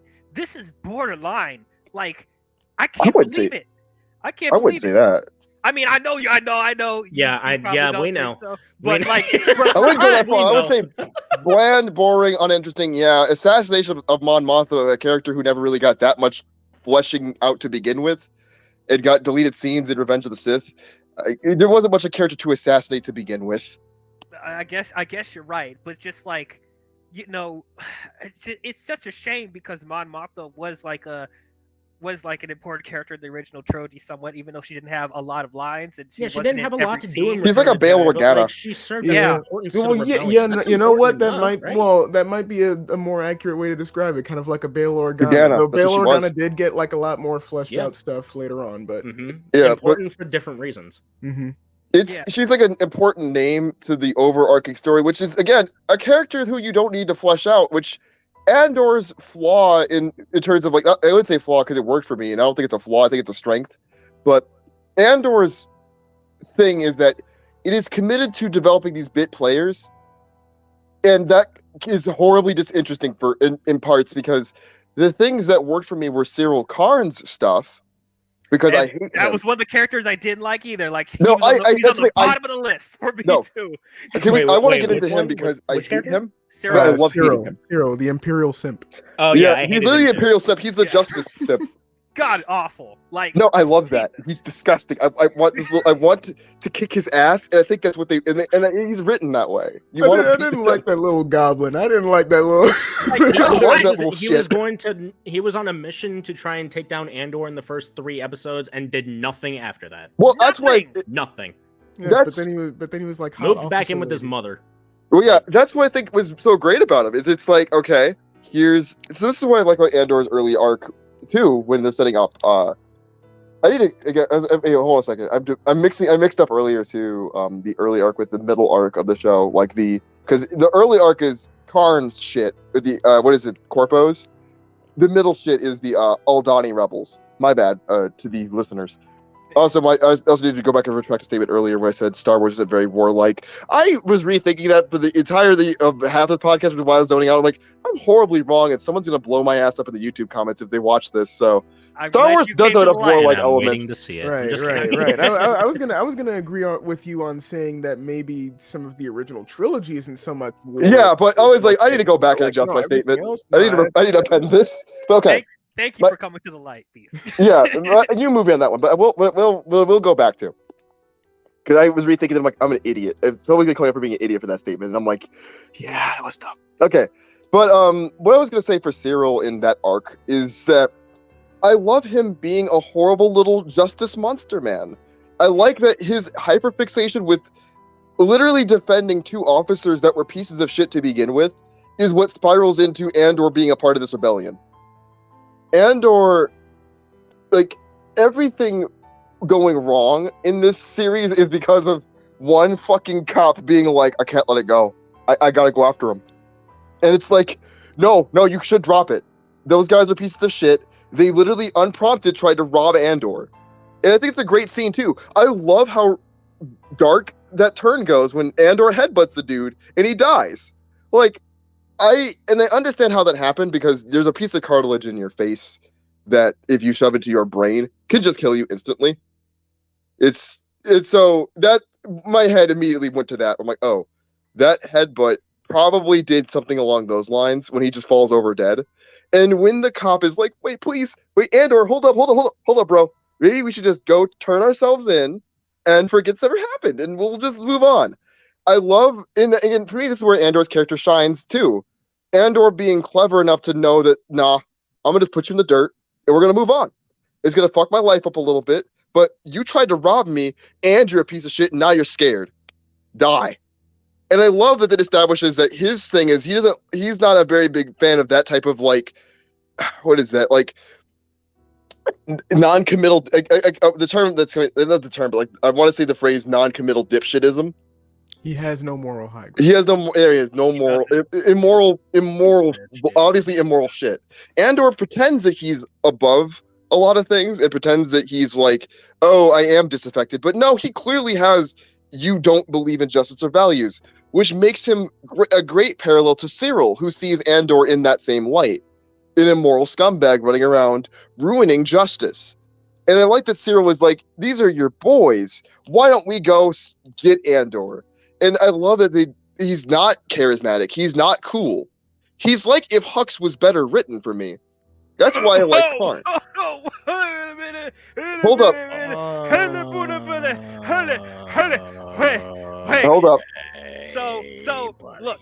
Yep. I have my issues with Hux in the sequel trilogy. Like yes. that's been known before. But to say that he's better written than him, no, they equally have issues in my opinion. They equally have problems. No. Chat, we have failed this man. It's not even that I take issue with. It's more the which, I mean, you know, by all means your opinion, like it's more the better written version of Hux where it's like he's more pathetic. That's what it is. I think Hux is pathetic and like, yeah, he's like Kylo Ren's bitch, but Hux is more understandably Kylo Ren's bitch. I do love Hux's parting line of, I don't care if you win. I need him to lose. I do think that's a good moment. I think. But I think Karn is that type of like mentality to its logical extreme in this universe in a grounded sense. He's like, I'm gonna hunt you down to the ends of the fucking earth. I need to get you. And that obsession is so fucking hilarious to me. And the fact that he pulls over Daedra and is like, or I forgot pressing aim again, but like pulls her over and is like, I'm stalking you because you agree with me. And she's like, I'm gonna kill you. A great moment. Yeah. I think that makes him more pathetic than Hux. And I like that. I like that he is obsessed with Andor. He can't let it go. I like that his mom shits on him. And she's like, I housed you. I give you cereal every day. And you do shit for me. Fuck you. Yeah, I mean, I think it's pathetic, and I like that pathetic. I get what you mean about the whole pathetic thing. The main thing where it's like, you know, like better written version of Hux is like, to me, Hux is meant to be, once again, you know, going back to another franchise that I like and hate at the same time. You know, he's supposed to be like the Starscream to their Megatron. That's how he's supposed to be. He's supposed to be like the scheming, I'm trying to usurp you kind of deal. Whereas, you know, Cyril's more like, I just really love the Empire. I just fucking love justice. Yeah. My man wakes up every day and thanks justice. Mm-hmm. I mean, he's so stupid. He's so stupid. There's also that bit of like fine line between patheticness, I guess, because I feel like Hux was like pathetic in The Last Jedi, but he was kind of like embracing the patheticness a little bit. It was kind of like his title in a way, in sort of a sense. Whereas Cyril is just like, he's trying, and he's like the guy that like tries. He's like the chihuahua that like gets pushed away, gets back up, and then gets pushed back away again. He's a brown nose. They just don't stop. They just don't stop coming, bro. Recognize me. Yeah, why won't you love me? Why won't you, Daddy, love me, please, Daddy, please, love me, please. And I love that. It's really just like their reason of telling their mom that they got in a Star Wars project. That's how I saw it as that character. It's like, Mom, I'm in Star Wars. Okay. Okay, sweetie. Mom, I'm literally. There's a line where Cyril is like, "I got a promotion at work." I love his mom just being like, "You're a piece of shit. You do nothing for me." I got a promotion at work. I love you, sweetie. Like, God damn. I can't wait to flex on you. I can't wait to flex you to your uncle. I'm so proud of you, baby boy. Like, I love. Is pathetic. I love how pathetic it is. I like how he doesn't even eat his cereal. He just picks at it. He just pokes it. And she's like, I make you a meal every day. It's a bowl of cereal. The dude is just trying to remember his lines. No. That's really all he's doing. That's why he's picking at his cereal. He's trying to like spell the words in his cereal. Yeah, he was pretty flat. He was pretty flat. He was flat, and I think it's for me. It worked for me as like he's just that, because if you for me, this depression. He has the very big depression energy, and that's what worked for me. Is he's just like, I got a promotion at work today, Mom. I'm so happy. I really, but the thing is that makes him happy and passionate, getting Andor, and he'll never be happy until that happens. So the fact he does get manic every single time Andor is even vaguely alluded to the point where he's suicidally trying to work with the Empire, despite them rejecting him and being like, "Yo, we didn't interview you. We didn't converse. I interrogated you." And he's like, "Thank you for talking to me, Queen. I can't wait to lick your boot." That's pathetic in a way that I think Hux could never be. Fair enough. That's why I like him, is he's just pathetic in a way that I don't normally see out of like a Star Wars character. Where it's true, he has a flat delivery sometimes, but that worked for me. It worked, him being depressed, because every single time he's not sitting at home with his mom, he's like, "Get him," or shaky and anxious, and he's clearly in over his head, and he's inexperienced, and he's also not even the Empire. He's literally a cop who is like, "I am the government," and I love that. He's so over his head, and that's what I get attached to, is that little bit right there. He's a bit player who thinks he's bigger. So would you like Hux if he was kind of like that towards Phasma in the sequels? Yes, if Hux was constantly eating Phasma's heel and trying to usurp Kylo Ren, maybe. Although I think, listen, I'm just saying the Book of Phasma will never happen. and I don't want that to happen. But I also want that to happen because I think if we're gonna wring the Star Wars towel dry, flesh out every character you killed off too early. We gotta have it happen. Fair Also, enough. I want Gwendolyn Christie to come back because she's very tall and very cool. She's very She's cool. tall. That's She the is reason. very I don't tall. care about her acting abilities. She's Oh, like she's a good actress, she's like though. a 6'10". She's actually- She's a good a actress. 6'10" softball catcher. That's what I need. That's what I need in my Star Wars. Well, A wait, don't you? 6'10" Don't we all need that in our lives? softball catcher. Don't That's we what I all need. need really Yeah. cool, tall, armored women to beat the shit out of people with in our lives? We only have one. We need more. We need more. Wonder Woman. No, I'm just kidding. We got Gal Gadot, Wonder where you Woman, at? we got Phasma, we got Power Girl, we got... Start slapping down a bunch of Miriam, we've got... But I was gonna say, there's other characters in the show that I'm attached to, like, okay, so... Oh, with hold the- on. Like I'm trying to get to him. Yeah, yeah. we're getting Okay, to them. so real I just quick. want to say one thing about, because there's not much to say about this character, unfortunately. I can't believe they did him dirty again. Who? Saw Gerrera, Oh, No. yeah. once okay. again, doesn't do jack shit in this show. You got Forrest Whitaker to come back, and you still don't give him anything to do. And What you want- is wrong with you? And He's you wanna know basically there to- why? You want to know why? I'm gonna piss off some more people. Uh-oh. I'm gonna piss off some more people. You better you choose Go your for words very carefully. I know. You can like the character if you want. This is not a good character. Oh, I agree with that. No, I agree with He's that. not No, a good character. Seth is correct. There's really nothing. If you have nothing to Wait do a- with your character for 5 projects, your character is not good. You need to Yeah, Seth stop is, trying no, to Seth is shoehorn objectively bad correct here. No. Y'all can disagree. I get it. You love this guy. I love I it. haven't watched I Star love Wars Forrest Rebels, Whitaker, though, so but I'm missing hate Star Wars the Rebels character. context. There's nothing to do So with it. no. It's not that I love him. It's that I feel like they have done things with him, specifically because of Clone Wars. Rebels.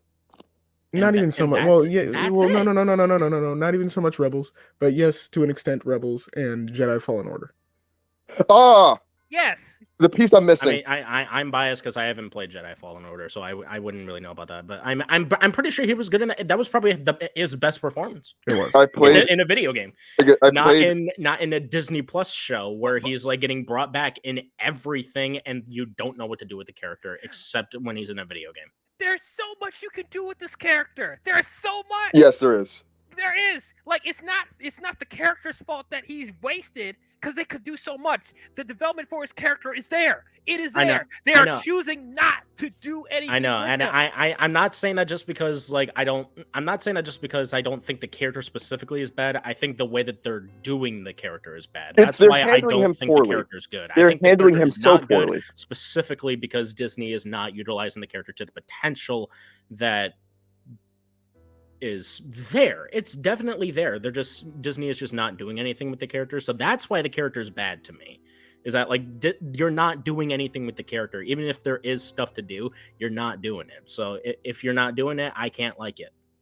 Yeah. There's nothing to like here.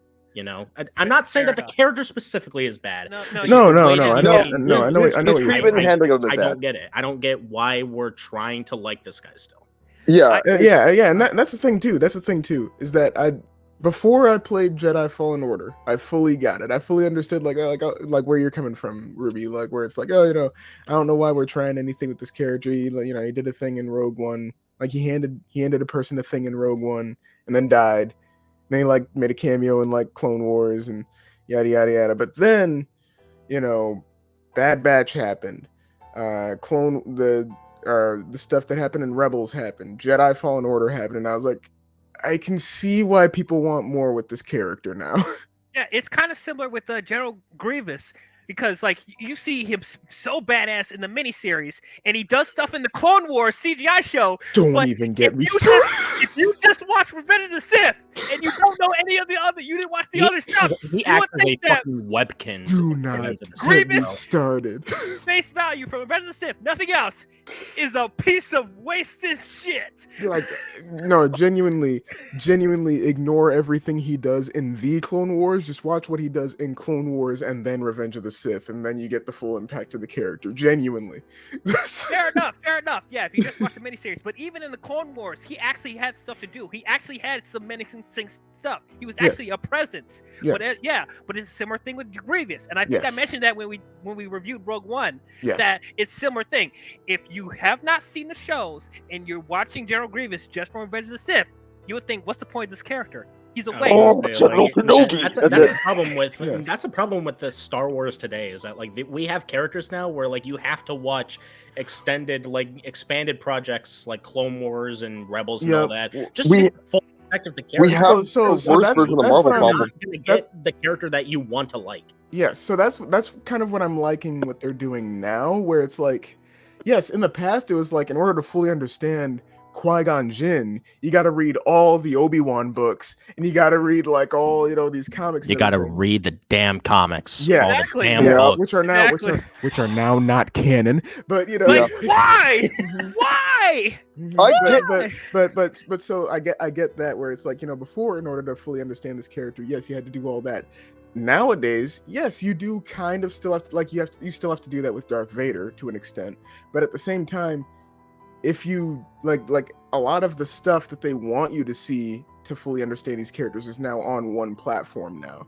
So it's like, you can watch everything there on Disney Plus now. You don't have to read the comics. You don't have to read the novels nowadays. You certainly can, and you can read Legends. You can read the stuff that's not canon anymore.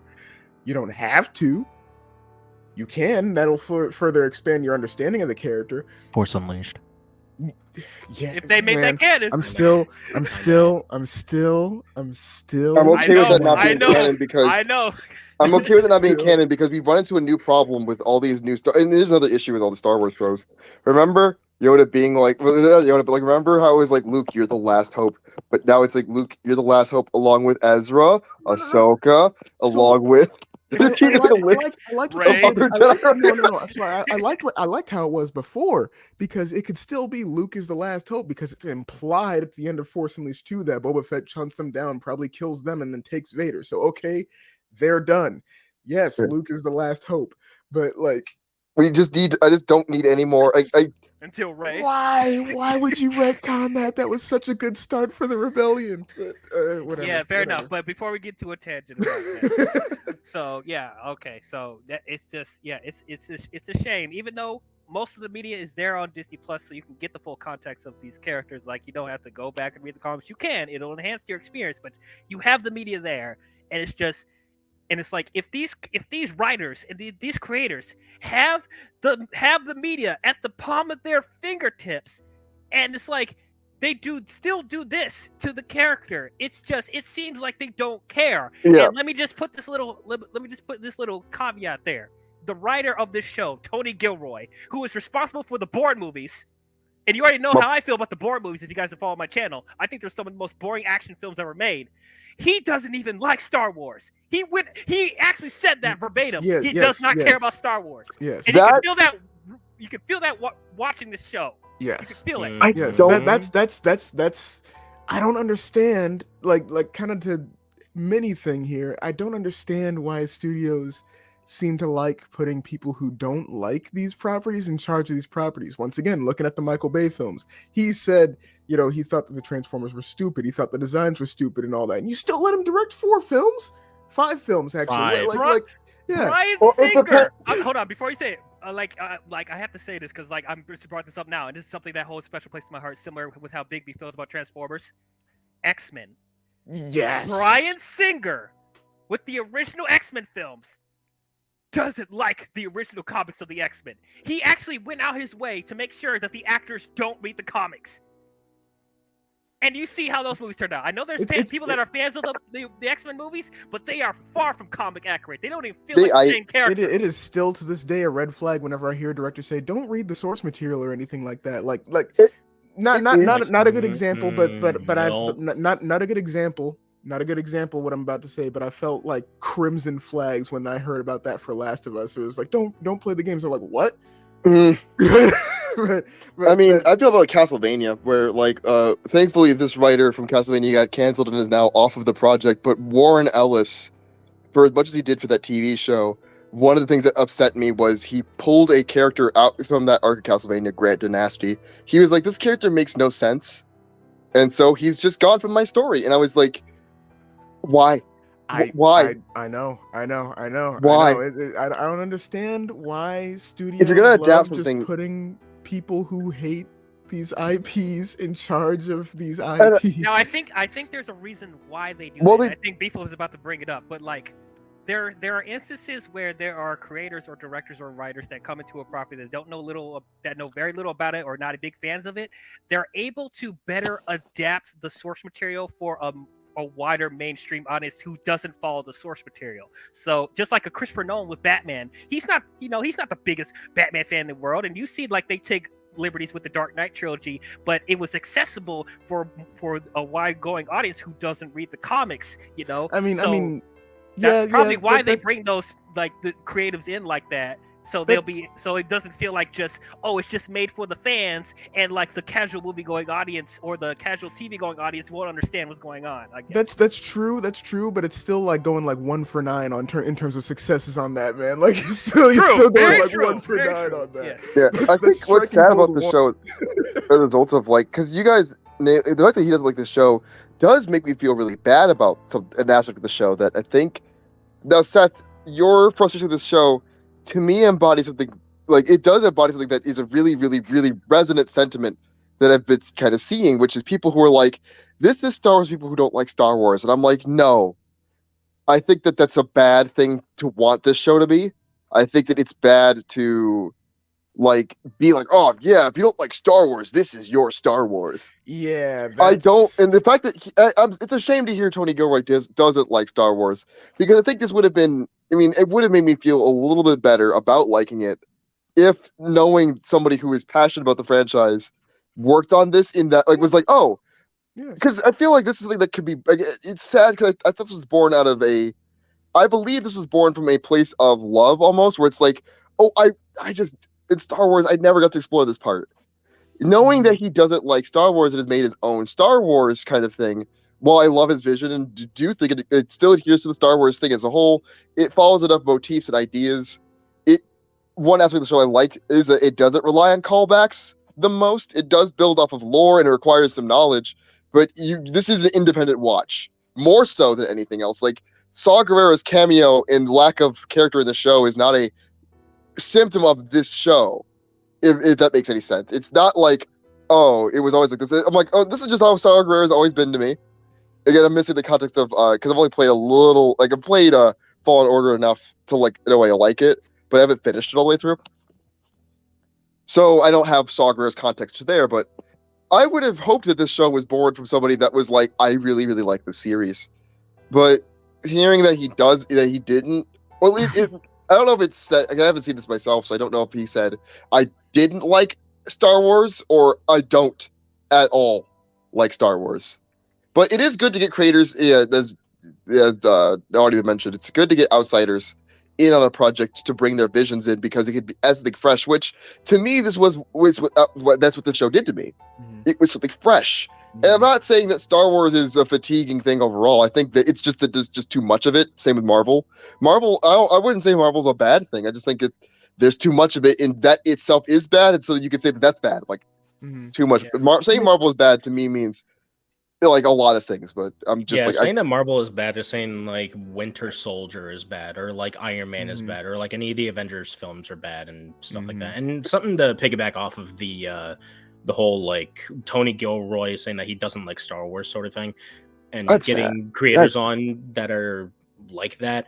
That I get the point, but wouldn't it make more sense to get someone who doesn't know about Star Wars well, hold on. Right, rather than yes, someone who yes, hates yes. it? Though Yeah, also to kind of piggyback off of that, I think that it's a good idea to do that for certain franchises. Yeah. Like you're talking about doing that with one of the most beloved franchises out there, Star But- Wars. That Yeah. which that's a huge risk.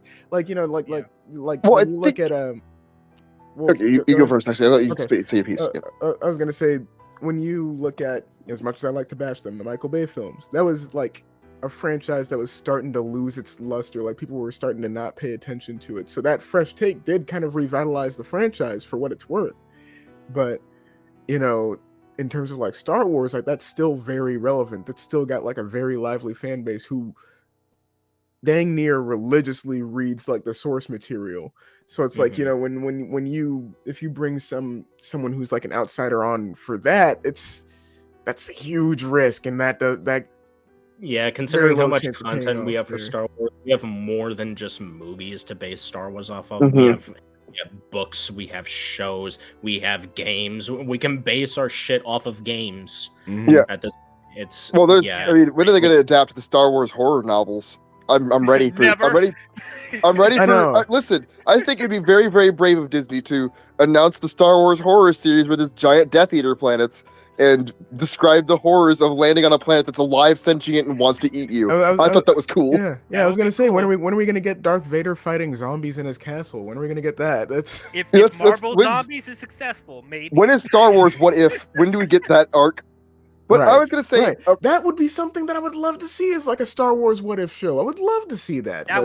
Well, kind of. That's what Visions is kind of filling the Well, void. well, of. Yeah. I was gonna say, yes, yeah, but that's what well, Visions is kind of for. kind of filling in that, but at the same time, like I want to see like a direct What If, like, oh, you know, specifically Anakin about never- Jedi canon. what if if Anakin Anakin- stayed in the Jedi Temple? What if Kylo Ren didn't fucking get bodied? Right. What Yep. if Anakin, you know, didn't win the Mos Espa? What you if know, they pod actually race or something, followed you know? Finn's arc and made him a fucking Jedi like they should have originally? Right. The biggest what if of all. What if Qui-Gon survived the battle on Naboo? Like, you know, some stuff like yeah, that. like I would love to see that. That would be Mhm. amazing. Yeah, I'd love to see that, but I feel like I feel like that's sort of gonna lead into like Marvelizing Star Wars. Well, a here's little my bit more question too, for you. because like if you're doing a Yeah. Star Wars What If, that kind of presents another it gives us the idea of like, you know, we get to see the other side of like what a certain situation would be like if done differently. Mhm. But the problem with that is where it's obvious at that point that they're trying It's to Marvel. Marvelize Yes. Star Wars. Well, yes. that's- Which again, I have said this like 5 times and maybe more on this channel already. I don't want Star Wars to be another Marvel. I It don't feels either. like it's going that path, though. It feels already like it's has going been there. that path. I know. I know. It- I know. The only thing Star Wars isn't like Marvel on is that, rightly so, Star Wars stops dropping movies rapidly. Because that was where it was the So worst. far. So far. Well, hold on.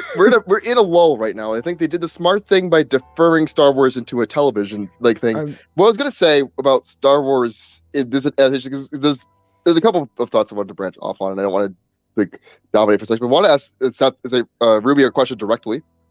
Do you feel like Tony Gilroy's resentment for Star Wars as a franchise is the thing that courses through to you when you don't like the show? Like, do you feel like he resents you as a fan? Because that's No, something that, I don't think he resents us as the fan. Like I think he or like, resents the friend. understand- Doesn't like, I think resentment of he- Star Wars come I through think to I you think when he you watch it? understands that Star Wars has fans, but I Yes. think he's more interested in trying to tell like a different perspective of Star Wars. He's kind of like making his own like series of like his own like live action Star Wars visions without it being like the anime Gotcha. style or what we've Yeah. seen. It's like it's his thing of Star Wars, which like we've seen something like that. We've seen something like that before with Ryan Johnson. With The Last Jedi, where he I know. I was waiting for him to come up. I was waiting for him to come up. I'm telling you. No. Let Hold this on. I man love cook. Ryan Let him- Johnson let as a him director cook. so Let him fucking I cook. much know. in everything but Star I know. Wars. Never Oh, looked at Star of Wars course again. he's wearing the shirt I'm over telling it. you. Yeah. Let him Fuck cook. you! Let him cook. Let him cook. Well, Let him I- cook. I'm man, I telling wanna you, hear it, it's I wanna the hear it. same Let him thing cook. with Let him Ryan cook. Johnson. They tried to give his own perspective on Star Wars, where like, you know, he challenges the mythology. of He it. came I off know, camera. I He know, came off camera. I know. There it is. They Right came there. off camera. No. There Let it this is. man cook. Let this man. Oh, yeah. Let this man Go ahead, cook. keep There you cooking. Keep cooking, bud. Keep cooking. Let this man cook.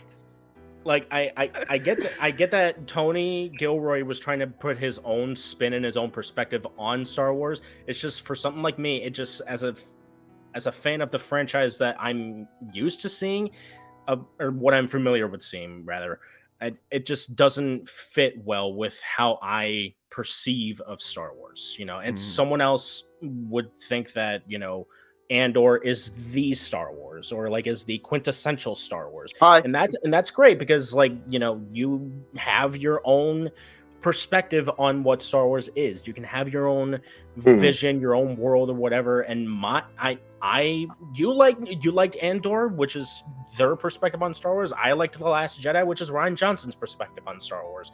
And it may be two opposing different examples, but I mean, like the morality is there.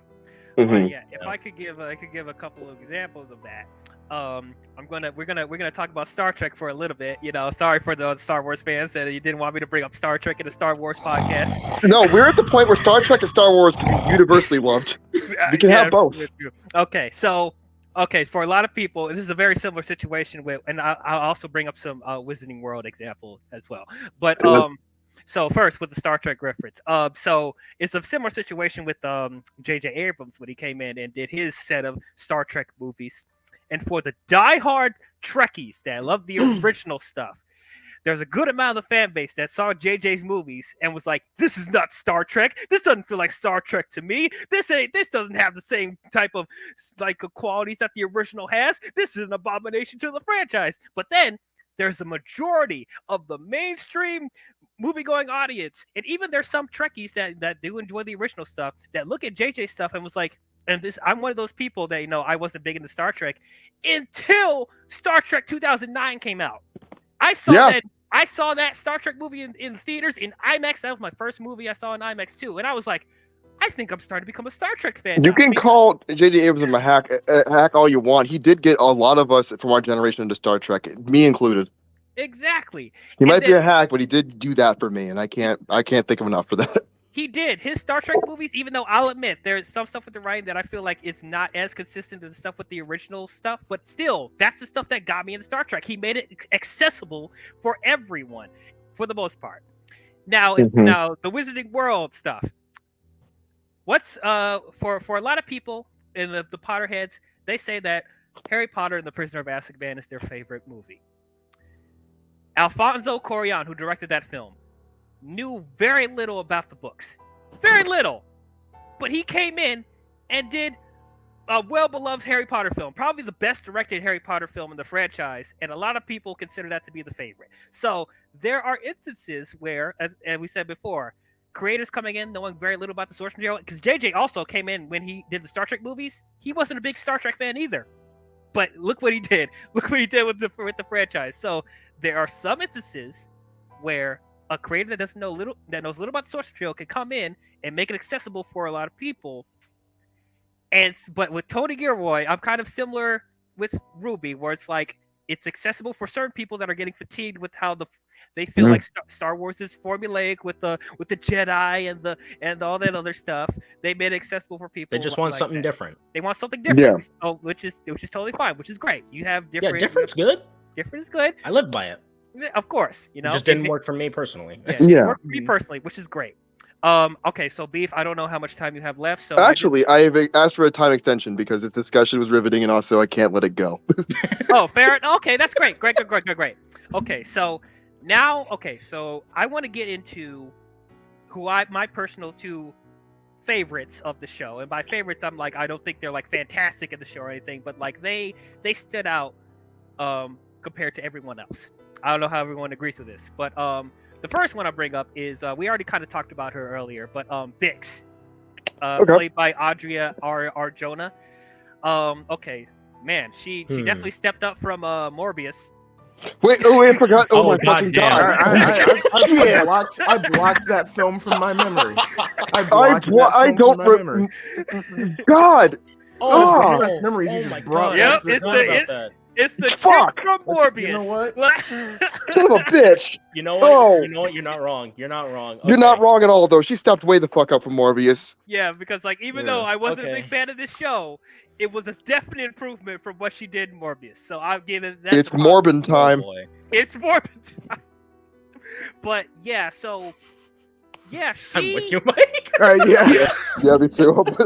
yeah, it's Morbin time. But yeah, so with Brix, even though I don't think she was fantastic in the show or anything, but like she had some moments in the show where she stood out. where there was a portion of the show where I actually was concerned about her. I actually cared about what happens to her. When we were talking about the torture scene, that was probably the one moment where I was like, I actually cared about what happens to her. Just seeing how bad she was being tortured, and like she was acting in this show. She was actually trying to act with the little that she was given in the show. She actually was doing the most with it, and I definitely appreciated that. Oh yeah, no, you had some great actors here. Yeah. And I'm actually glad they didn't because it looked like they were about to go the romance stuff with. It looked like they were trying to build something with Cassie and stuff like that. And I'm so glad they swerved that. Yeah. Like no, we don't need that. My favorite moment felt like there were like multiple times in this season where it felt like they were just like there's the line of like. You know, the relationship that they could do, and the writers are just doing whoop whoop. Yeah, whoop. I was sitting there the whole They're looking time. like a DNA. When I'd see them interacting, I'm sitting there like, "Don't you do that? Yeah, don't you do that? Okay, walk away." Well, I like that. Like her shitty boyfriend initially is like, "All right, I turned Cassie." I liked Bix for the fact that she's like, "What the fuck, dude?" Which like her boyfriend pops up and is like, "I turned him in." She's just like, "What the shit?" And I do like how heartbroken she was when he gets shot, even still, because it's like, damn. Yeah. I also like she's one of the few characters in the show that actually cared. Yeah. Yeah. Even if she cared about an asshole, which I'm not going to get into because she still cared. Yeah. They like the bad boys. Yeah, put her in the next Bad Boys film.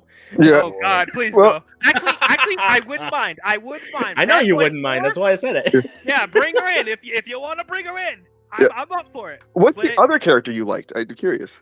Okay, I can't believe we haven't brought him up already. I think I know who you're talking about. Kino? Kino Loy, yes, played boy. by Andy Serkis. Kino Loy is our boy. Kino Loy is our boy. Oh my God! I'm so glad.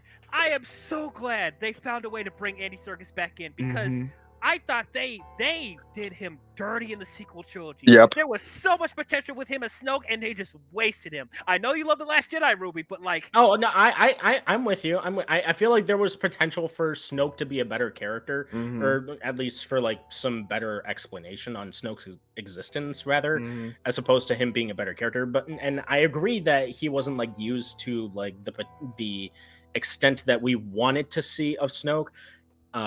Now, for me, it was a little weird that they did bring back Andy Serkis, but the more I saw his character, he did turn out to be good. But the only problem with him is that he only got like 2 or 3 episodes. 3 episodes. That's the thing. He didn't get that much time. So I'm like, you give all the better characters. I know, and one of the better characters, like 3 episodes. To work with. I do hope that they bring him back for season 2. Yes. He was so strong because they used him sparingly. Yes. It was like they used him like a spice where they were like, all right, we just drop him in a little bit. He had my favorite moment in the show. Yes. His like one way out speech was what immediately got me. Episode 10. It was funny. Episode 10 literally was like a combo of like the 2 best moments of the series. It's like, that's what I'm saying. I think episode 10 was probably like the one episode that really like episode 9. I was kind of sitting there like, okay, this is starting to get a little interesting. And then episode 10, when he did his one way out thing, I was like, huh? Dude, he's harnessing his inner You were on your knees. It was one way out was that moment where he was like, yo, he cooking something for real. Yes. Bruh, yes. And then that line, I can't swim. My heart snapped right the fucking half. I was like, no! Even the fact that Andor even tried to like look back and go, wait, and he got tackled off. I was like, no. When he was like, I can't swim, I was like, is he gonna just jump in and drown? Like saying like that's a better fate than the drown, or is he the only one that stays behind and gets captured? And I know. I was like, man, I think he's either gonna stay behind or it's gonna be like, oh, off screen he jumped in and drowned because that was like the better fate than being in the prison. I was like, either way, really respect. Makes sense from a writer's perspective, though. I feel like they would have like kept him on the. No, I think he would have chosen to die because as I think his sentiment really was once he realized he was never going to get out, because that's what I liked about his arc was that he starts off trying to keep everybody alive and is like it's like with Ulaf, the dude who dies of a stroke, where it's like, okay, all we gotta do is work these shifts and we get out of here. All we gotta do is just make it. And I love that he's like trying to keep everybody on their toes, keep everybody like doing well. His whole prerogative is to run that floor and keep everybody alive under the hope the Empire will let them all go. Yes. And once I loved the exact moment when they realized they're not gonna get out ever. Yes. That was when he became like one of my favorites. So it was just okay. We need to get the fuck out of here. I loved that moment even Mhm. as a viewer when it's just like, oh yeah, that guy was released. He just got brought back again, huh? Yep. And also they fried the entire floor. I was like, what? Yeah, Like, yeah. oh. And I I love that because I mean, I That will say prison- that I will say that I agree with you, Beef. Like, if I was in charge of writing, I personally would have had him jump because like at that Yeah. point, it's like not only would that have been a fate better than like just being recycled through the prison system, but also, you know, he's the one that went over the PA. He name dropped himself. Like those guards come out of there, they're gonna kill him. That's you know. And it makes it all the more meaningful that he did all of that knowing that he couldn't swim. Like he was just gonna die. Yeah, no, he knew the way out. He knew he knew where it was gonna end. And that's what I think makes knew him that. such a strong that moment so strong because it's like it makes the hesitance when he first starts speaking even more poignant to me, where it's like he probably is like this is the last thing I get to say before, like one of the last things people will hear me say before I part this earth. That was something where I did like Cassian as a character, where he's like he's egging him on. He's like, you got to do it. It has to be you. Yep. You have to do this. Yeah, and that's the moment. God, Kino is a great character. Yeah. Man, I mean, Kino Loy is Kino. There we go. He is my favorite character in that show. He's up there. He might be my favorite character. Actually, he might be up. Again, he is my favorite character that I can like straight onward. Like just at the face value of this person, I like him a lot. Yeah, and it's like for me, it's like, you know, like face value with his character, him just running the prison. Like it's not really that much depth from face value, you know. But like Andy Serkis just does the most with it. We are engaged with him. We care about what happens to him. He has some of the most compelling moments in the entire show. And it's like, yeah, I actually cared when he was like, I can't swim. I'm like, no, you have to survive. Like, no. Like, harnessing his inner Caesar right there, Planet of the Apes. Like, I felt it. Like, I loved it, man. I was gonna say the next thing that they're gonna make Andy Serkis do is do motion capture for another famous or popular Star Wars character at some point in time. I wouldn't mind that. Show him more, because like that was a thing too. Like kind of like going with like his whole like speech and everything, and like his hesitance and everything. It was that combined with the visuals that they had of like all the doors opening up, the people like kind of like warily stepping on the floor, that the like guards hiding in the fucking closets. Oh because my god! Hide, fucking cowards. Like I loved that they were all like sitting there in the closet. They're just like, quiet, man. And I loved the specific part of his speech that I like. You know, besides the whole like help everybody and everything, is if you see someone confused, drag them with you until we're out. Yes, but the thing I liked the most in his speech was him like saying the kind of obvious thing that no one really like thought about, is like, we outnumber the guards. There are not enough of them here. Yeah. And like he said, the second that they realize that, it'll be too late. So go now. And it's like, it's so good. Yep, I like to. I just that thing is, I think Andor, for me, building up to this, because what made this show so strong was that it was a steady quality, starting off high and going up. But this is where the show, to me, really comes into its own. And it's a shame that it took this long to kind of come into its own. Like, I'll profess as much as that. It's a dire flaw with this series. Is that for somebody who is just trying... I agree.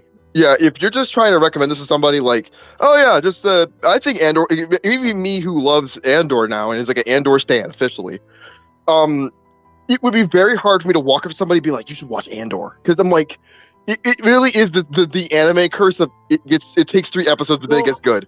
Well, it's like how it is. Yeah, it's like how it is with Tales of the Jedi, where like if I were to go up to somebody and recommend it to them, I'd be like, hey, watch episodes 2, 3, and 4. And people All fuck. Yeah, just skip the Ahsoka episodes. Like, I wouldn't skip the early arc of Andor, but I would be like, prepare to like burrow in for that. Or if you're showing somebody Star Wars Visions, you can watch any of them, just skip episode 2. Yeah. Which one was episode 2? Was that the band one? Yep, that was. Yeah, yeah. that's the one you could skip. Skip episode 2 though. But yeah, can we give Andy Serkis an Oscar already? Yeah, Why he has deserves this man one. not given? Why has this man not gotten This an is Oscar? the new Leonardo DiCaprio here's what dilemma. I'm gonna say, man. Because yes, he deserves an award for that performance, but like with some of the other stuff that's been coming out this year, like he's got competition. He has competition. But I wish they capitalized on it like earlier in his career when he was doing Gollum, when he was doing King Kong. Yeah. Like, because I'm sitting here like, oh yeah, he deserves an award for that, and then show that's coming out right now. I'm sitting there like, oh, Last of Us is out. All right, let me watch that. Yeah, like Caesar. He got snubbed. I have to watch Last of Us Us still. Planet of the Apes. He got I snubbed still with Planet yeah. of the Apes. He got snubbed. Yep. He should have won something for that. I wanted to ask what to BiGb and Ruby. Do you so Ruby? You talked about your favorite characters already, like Luthen and like a little bit, but who are your favorites, BiGb? In this show? Yeah. Kino. Kino and yeah, mainly just Kino. Okay, yeah. I mean, Kino is the Kino by unanimity wins this discussion. Yeah, like diamond that in was the rough.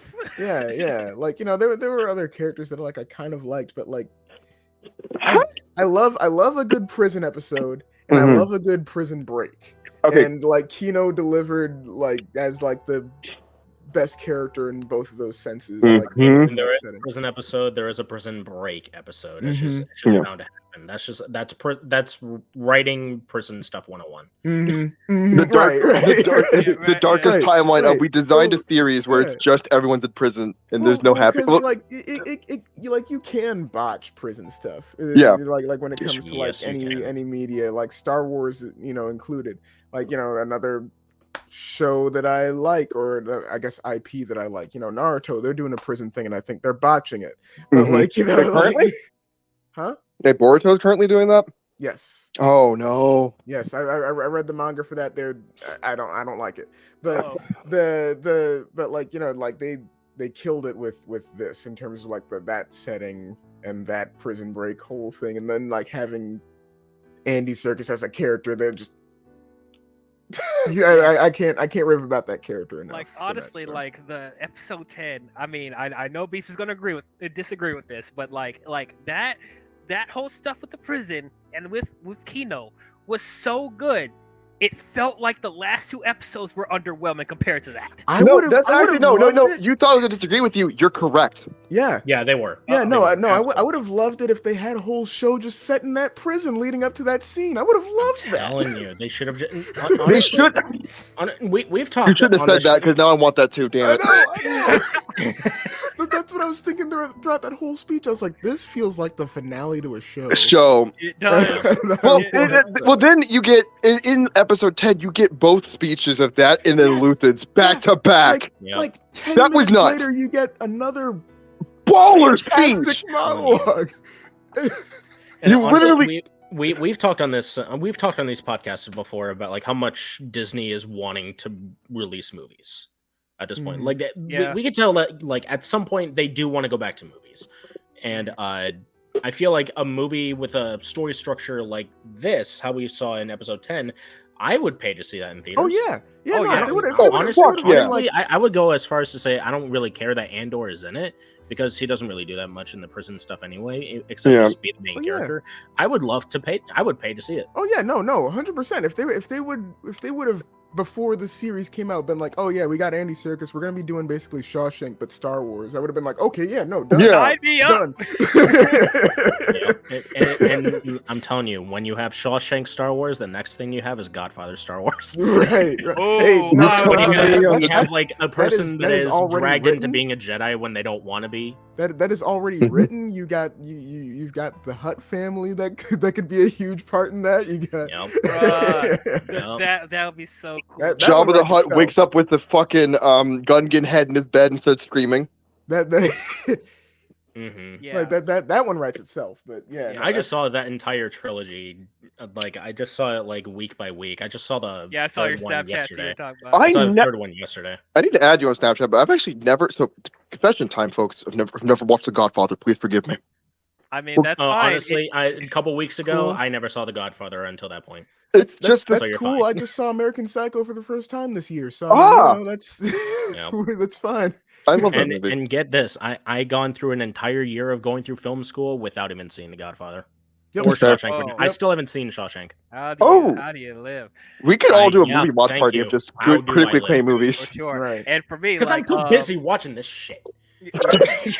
and for me, when I talked about like on one of my other streams where I was covering Avatar, because I never saw Dances with Wolves, and everybody kept talking about, oh, Dancing with Wolves. It's I'm guilty of that too.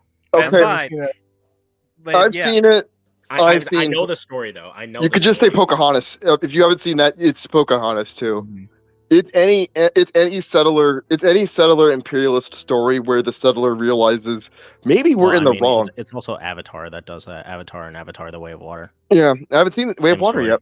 they do it It's, better than Dances with Wolves. I'll tell you It's that. a Hot tale take. as old as time. Really? Yeah. Yeah, I did not like Dancing with Wolves at all. I'm sorry. I mean, Mm. Dance with Wolves isn't Was that it just big of boring? big. I think it it's a was good movie. boring. It was Oh, boring. okay. Well, And Yeah. like, there's not that many there's not that many stuff. I mean, To it's compare. not as much. Yeah, it's not as much comparisons as people are making it out to be with It Avatar. was and one of Dancing those with Wolves. criticisms that was like it was a hot take. It was like a criticism that was valid in real, but it's not as valid in real as people make it out to be. It's just Like like the Fern Gully stuff, I understood a little bit more. But Dancing with Yeah. Wolves, I'm like, these are two different movies. Like, what are you talking about? Mhm. I would say that Ferngully is a more apt comparison, but the thing is that would admit Ferngully has, and I can admit this because I'm not a coward, but that would admit Ferngully has cinematic merit, which people don't want to do. I will. Tim Curry rocks, and Ferngully is a good movie about environmentalism. I said what I said. I think it's a good movie. Oh wait, you think Ferngully is a good movie? Yes. I thought you were saying that it didn't have any value. I was about to say, No, I'm saying no. whoa! People, I think there's a lot. No, there's a huge consensus that Ferngully is not a good movie, from what I was reading. I mean, I thought Fern Gully was no, I fine. have seen that. I don't agree with it, but I have seen that. Yeah, I agree with. I don't agree with it either. That's what I'm saying. Like, I think that hot take Ferngully's fine. Yeah, I thought it was fine. Mhm. Like, Yeah. for people to keep bringing up Dancing with Wolves and Fern Gully, like they were so they impacted the culture so much. Nobody talked about it until Avatar came out. Well, Like, Avatar. nobody talked about it. I don't. Again, Avatar is interesting because it's like the weird example of, even though nobody I know is really passionate in my life about Avatar at all. Like, I've not met I've met people who are like, I'm a diehard franchise fan of Marvel or Star Wars. I'm a diehard franchise fan of the Dark Souls games, like myself, or for Mega Man, but never met a fucking Avatar stan. Because I'm probably- I'm probably- you've only got two movies. The closest I've ever seen is Jay Nicholson on YouTube. To be fair, Probably- He's the only person.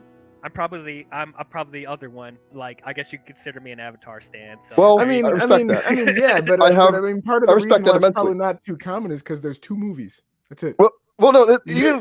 even with a but single they are movie, common because they made a shit ton of money. Yes. Yeah. Yeah. it did make a lot of Bitch money. ton of Yes, money. but remember, like Star Wars before is- Way of Water came out, they were like, oh, I watched it a second time.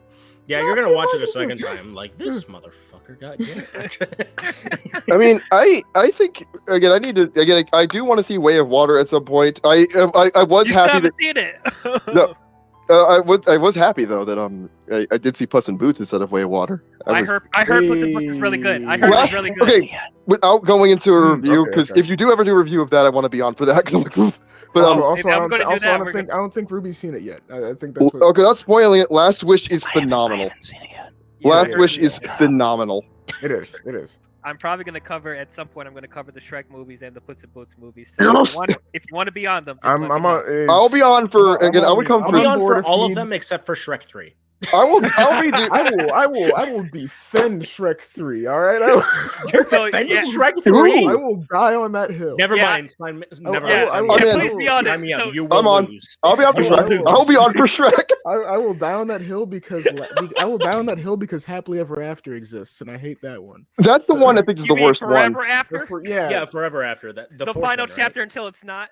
Yeah. Until it's not. Yeah. And then they spun off Puss in Boots, and that first spin-off was apparently terrible. The first one was The first one? The first, yeah, they did. okay. The first one I heard was First one terrible. was fine. First one was fine. Okay. Yeah. Yeah. Shrek the Third was worse to me. Huh. Yeah. Honestly, that's my least favorite of the of the I four. haven't heard seen me, Shrek the Mike. I Third in said so that, yeah. long, and I don't Okay. remember it. Yeah, I mean, I don't like Forever After that much either, but like Shrek the Third, it was just like at least with Forever After, there was some stuff in there that I thought was funny. I barely thought anything in Shrek the Third was funny. The deep Shrek No. discourse. But instead of discussing a franchise that is also beloved, we should go into the franchise that's beloved we're currently talking about. Yeah. Anyway, let's Yes, go back to yes, Star yes, I was Wars. gonna say, how the hell right, did we even right. get here? Right, enough Anyway, about what the swamps. But anyway, Yeah, well, hold on. Let's wind this. Again, I've got a question for everybody. How do you feel about the droid B2 at EMO? Oh, we didn't talk about B2 he- EMO. Yeah. Nah, B2 B2 emo. Nah, he was boring. I thought It was. Personally, I mean, I understood like what I Yes. understood what kind of droid, like what kind of personality they were trying to give to the Yes. droid. Execution didn't work for me. Yeah, no. I It thought just he didn't was, really work again, for me. with pathetic in that an kind interesting of way. Style of show. He was a nothing character to me. He really was nothing. He was I nothing, mean- but it was interesting to be like, oh, he's a droid with anxiety who keeps breaking down. It makes me. That's Yeah, I mean, I Also, kind of like. I'm probably kind of biased here because I think R2D2 is still the best droid ever. Yeah, I mean, feel like yeah, I feel like yeah. R2 I feel stays like dear to my feel heart, like and it's have- very hard to top that. yeah, I feel like Yeah. having droids with like, those kinds of personalities has been like they've latched onto that since Rogue One, and I feel like I'm over it fine. now. I'm Well, yeah, it over was it now. interesting. That It's a- that Like, character you is can give me nothing to more me in the droid same sense characters, that I'm fine with Kylo that, Ren but, said like- that Rey's nothing. Like that's Yeah. they're nothing to me. Yeah, give me more droid characters. That's fine, but like I'm staying with R2. I'm Yeah, staying Yeah, with I R2. think B2 emo was interesting from the angle of him getting fucked up was what starts that riot. It's like, I didn't even know that was the Yeah. droid's name. Like Mhm. Yeah. B2 I didn't Evo. even yeah, I didn't even know what its name was. I think it's B2 Yeah. emo, Mhm. but I know the droid's name only because of I had to look it up because I was like I like the design. I was like, what the fuck? Who voices this guy? I forgot who it was. Yeah, I mean, like, Who does voice the droid? see, we've got a lot of sarcastic droids. We got a lot of like depressed droids. Well, we have him and Odio or whatever, or Odo. wanna see- Yeah, Odio. I want to see another upbeat droid. I want to see, like I want to see a droid that's overly optimistic. I want to see that. Where's the voice where's the actor happy droid? for- Yeah, the voice actor for B2 Emo is Dave Chapman. I don't know who that is Oh, offhand. yeah. I don't know who that is either. But I haven't heard of him. yeah, I would like to see Whatever. more happy droids. I mean, I love BB-8 too. Yeah, so yeah. that was Because I mean, Yeah. yeah, like BB it seems like cute. it seems like nowadays we just see a lot of droids and they're just hating their lives. They're just like, yeah, I've served Yeah. these flush sacks. That's all I really do. Whatever. Everyone, well, the only droid we need to bring back that's cynical is HK-47. Or maybe, yeah, that's the one from yeah, we need to bring that. That's the only one is HK. Oh, what was the droid in The Mandalorian? Oh, yeah, he was basically that. Yeah, that Wasn't guy. it like an IG model? Yeah, Yes, it was. IG-11. Oh, Yeah, IG-11. Yep. Yeah, IG-11 keep was wanting to say baller. IG-88. That and was I'm like, no, IG-88 motherfucker, or that's something not like it. that. I just need a live action adaptation of something from like Fallen Order, just so we can have that droid again. I like that. There have been Yeah. rumors about like the voice actor for the main character of Jedi Fallen Order was like I'd be fine with it. appeal to doing the actual I'd be fine with it. Yeah. I'd totally be fine with it. Cal Kestis deserves a shot. But I was gonna say, Yes, he does. yeah, other character in the show, okay, I'm trying to think of characters I dislike in Hold the on, show. before you do, Yep. I just wanted to bring this one comment. Like, it's really hard to mess up the droids as long as you're not the Roger droids and L337. You'll be fine. I don't remember L337. Who was that? That was You know, the droid solo. Good. Good. Hot take. I want to see more battle droids post Why? Clone Wars. Why I do you like the Roger? Roger, droids? Roger's iconic though. It's not even just that. It's more I like just seeing what they're up to after the Empire. Like, it's like, most of us got deactivated. I would love, honestly, this is probably the dumbest take. I would love to see, like, if they wanted to throw in, like, a shit kind of show, like, just a fuck you kind of show, a King of the Hill kind of show with battle droids. Let's go. You know what? We're here for this. You know what?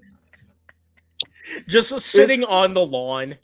You know, if it was animated like Like I in the don't Clone know. Wars.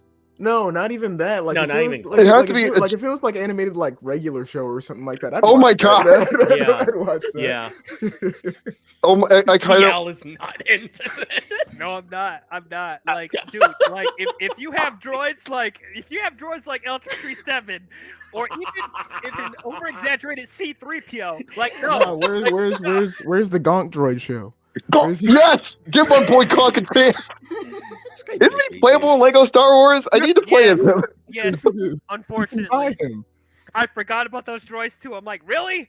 Gonk rocks. God, gosh darn it. Man, Gonk is a good Yeah, meme, but you know okay. what? Yeah, you know what? No, I need a comedy show about the droids on the Sandcrawler and New Hope just going about their day. I need that. you know I what? need- that. They need battle droids and that shit. I think Where's the they- Jawa TV show?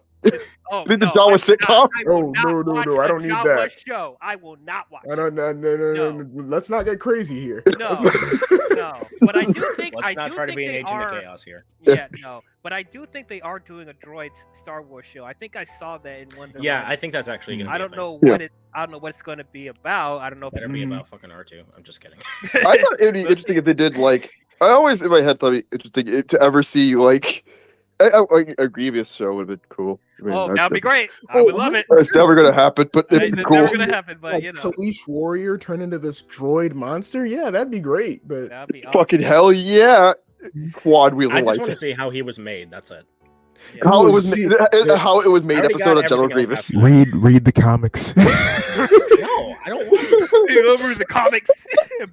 but anyway, okay, so before I know Beef wanted to talk about the other characters that he didn't care about, but I do want to just put in this one thing. There's not a lot to say about these two, but Vel and Cinta, Yeah. yeah, like okay, so what they're also the two characters I think that are in the okay category.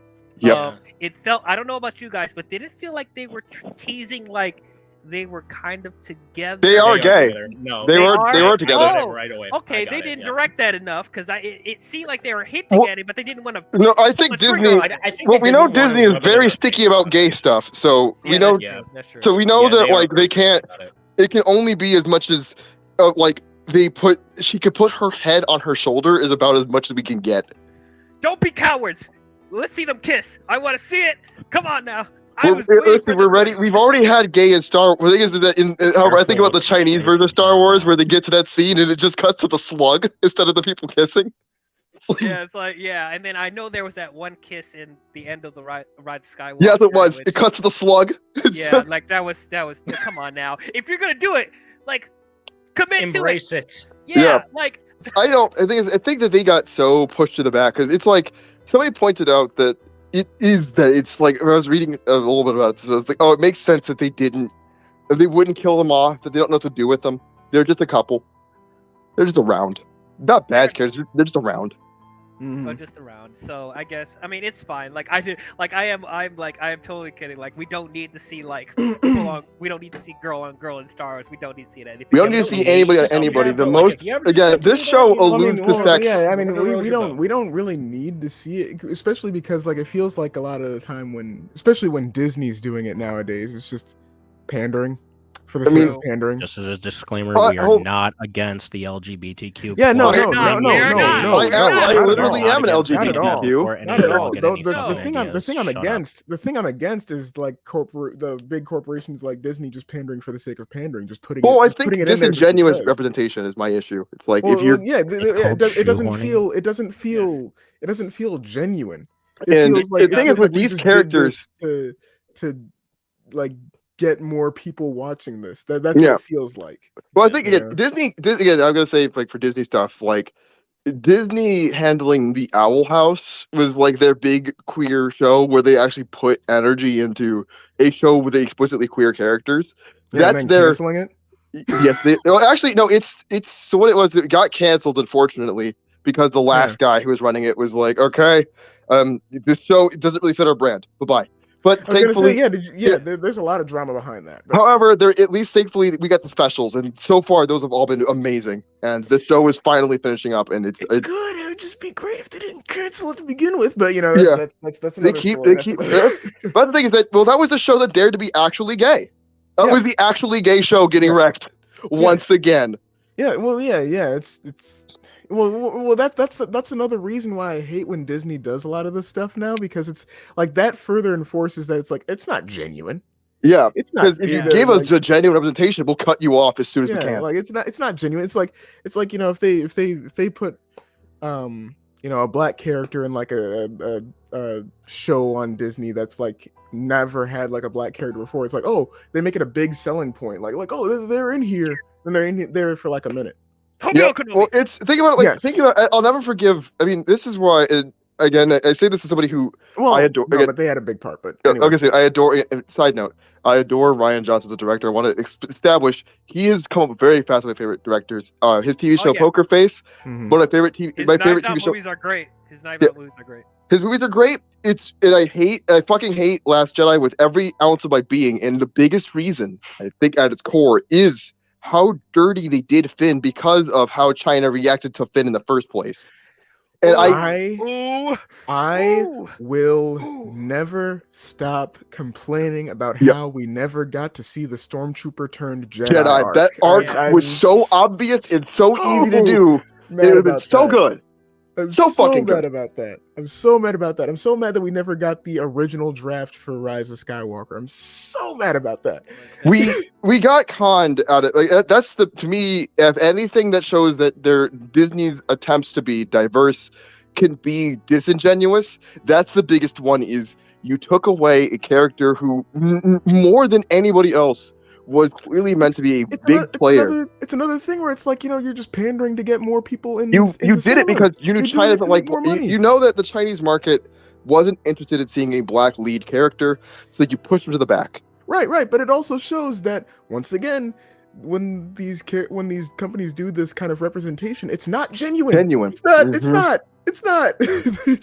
It was so upsetting. I will never forgive that. And that's why, again, that's the biggest reason I hate The Last Jedi is you didn't need to do it like that. You should have committed, but you didn't. You right. Cowards. Which is why whenever... Yeah. And this is part of... And it's interesting, though. So, tied to Last Jedi, though, to jump back into Andor from Last Jedi, one of the things that was interesting about the discourse of, like, Andor to me, because this is when I said I was coming into Andor ready to hate it, it was because of this. I was talking to somebody, they were like, well, if you like The Last Jedi, you'll love Andor. And I looked at them. I looked at them and I was like, what the fuck do you mean by that? And they were like, well, hold on. So I'm talking to this person. They're like, well, hold up. See, this is the person who was talking to who does love The Last Jedi, like very much. And they were like, well, I like that The Last Jedi was like, they didn't say it specifically, but they described that it was like the things about Last Jedi I don't like, the parts that stray from Star Wars, the parts that aren't committal, the parts that I think are poorly written. They loved every aspect of it. And they were like, Andor is subversive in the same way. And my head split in half. I was like, I don't want to watch that show. It must be toxic. I was like, I don't even want to, because I'm also going to say, what does it subvert?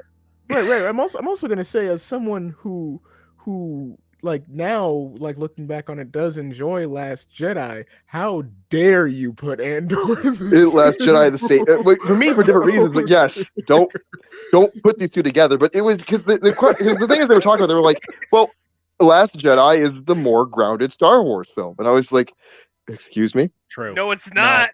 No, it's not. And me, like, I'm about to spit up my drink. Like, I'm like, I have the puke face. I'll agree on that. It is the more grounded Star Wars film. And me, like imagine, like, streams of, like, my like, dinner just pouring out. I'm like, Wah! And then I put Andor on, and I was so ready to disengage with it for that reason. Like, I was like, the moment this show seems to go up its own ass, I'm out. And it didn't for me. That's what caught me off guard, was that the show is definitely a little bit bigger. Like, I think the show, now that you guys explained, because I didn't know that Dave, I really got to go back to that Tony Gilroy thing of, like, not liking Star Wars. The fact that you guys said that does actually lower, like, I would say lower my score, but it makes my Andor feel like I feel bad at liking it, because I feel like, is this a Star Wars made for the non-Star Wars fan? Maybe I don't like Star Wars that much after all. Like, am I a fake fan? They got in your head. They're winning. Is this what happens to people? And I was like, and then I thought to myself, am I now the Last Jedi guy? Am I that person that defends the Last Jedi? Is this my villain arc where I like turn around and I'm like, The Whatever Last Jedi needs was to be actually the best done, Star we Wars need film. more supporters. Perhaps Dragon Ball Evolution We're accepting wasn't that applications. Yeah, it's great. bad. Maybe we were wrong about Dragon Ball Evolution. Maybe we were... Perhaps I was too harsh on you. You know what? It's You like know the what? Thanos meme. I was prostituted. Perhaps I treated you too harshly. You know what? The Last Airbender wasn't that bad of a movie. No, hold up. Maybe Morbius had a point, guys. I don't know. Maybe Morbius was actually good. You know what? Airbender was Maybe not, Fan Four was Stick probably was the the best move. live action adaptation for those of those. You know, we should I'll just give it bring that. back That- Howard the Duck. Everyone would I'll love give it- that. I think Howard the Okay, Duck. now you are crossing a line, sir. I will not have this slander on my podcast. No. You look me in the face and say that. You look me in the eye. But, I'm trolling. Watch But- yourself. Anyway. but that's the thing about the show that, like, I think kind of got to me was that it was hearing that it's like it wasn't. I feel bad liking the show now. I mean, well, also it kind of seems like you're Fredbear have given an inaccurate description because both me and Ruby kind of like Like Last Jedi, but hate. Yeah. We were all like, Yeah. we literally were 90. Because I like Last Jedi now. You know, I like it a bunch, and it's like I watch that show and I'm like, Like, I love I don't Andor know how for I the feel same about reason this as one. Last Jedi. Wait, what? I'm like, when that person I again, that like it person overall, tricked but- me. Uh-oh. And I'm like mid when it comes to Last Jedi, but like, no, And like you hate no. Andor. Yeah, I don't like Andor at all. So I'm like, what? Yeah, I no, mean, the only thing yeah. to me worse than Last Jedi was Clone Wars. I think if I'm on my list, if I recall Clone- correctly. The movie? The movie, yeah. Not the. Okay, oh God, okay. Jesus Christ. I say, well, you gotta be specific right now. You had me on for your Clone Wars episode. I wouldn't have been there if I was like, I can't do this, guys. I'm out. Just jump off a cliff. All right, see you. I was like, wait a minute. I mean, it would be. The only thing I that was worse actually. than Last Jedi was Although, Clone Wars. let's compare. Hold up a second. Unleashed, now this. Yeah, let's compare though. Like, okay, so I was on last time I was on for the animated Star Wars stuff. It was the Clone Wars, and it was that season that dropped for Disney Plus, Yeah. where it was those 3 arcs of the show, and then we got to the Yeah. Spice arc, which we all shouted "fuck the Spice arc." Man. Yeah, fuck it. Nah, bring it back. No. No. Fuck up. Let's bring Trace and Rafa in live action. Let's But do no, I it. was gonna say is that like I feel Zendaya, like baby. Andor. Sorry, I channeled my inner Caesar there for a second. That was. Me, it was like Andor could have done this. Again, for me, it was like Andor could have done the Spice arc for me because it would have explored. Hey, you want to see the seedy underside of like what it's like to be within the Star Wars universe? You know what they could have done? You know what they could have done? They could have just given us the canceled game 1313, and we as in show form, and maybe that would have been fun. Yeah, why would it, a lot of what ifs that could have gone a lot better. Just saying. A lot of Now, it. slow down there because we're leaning into Marvel territory. Oh boy. Oh, yeah, well, Already there. I'm just saying because 1313 was going to be the lower levels of Coruscant, and they could have just put that Yep. in Clone Wars. That would have been it. yep. Could have just did it. Okay, so we're gonna start to wrap things up. The only other character, unless there's other people you want to bring up, we haven't talked about Marva. We haven't. Andor. Well, Mama Marva, Yeah, Mama Andor. I liked her. mean, I liked her a lot. I think her speech at the mean- end was good. I thought she was all right. I mean, I only really cared about it like at the end when it was like. the whole I speech do about- love when those ISD are holed They up in don't there, show her and she's dying, like, that's my only complaint. yeah. Well, I like when Oh she's yeah, like, off screen. Yes, Yeah, yeah. off I screen, know that's like- No question what happens off screen. That made me a little bit upset. It's like he was like, yeah, she's Oh dead. yeah, I'm like, anything huh? that happens off screen, expect to see it in the future. In another dying Star Wars. dying off screen like she did a Smash Mhm. Bros game. It's gonna she's gonna yeah, no, they're gonna have another series and she's gonna go down like Zack Fair style, fighting like an army of like, You find it turns out the reason why the show's called Andor is because it's about the last name Andor, not the first name. Mama Andor is actually the real hero.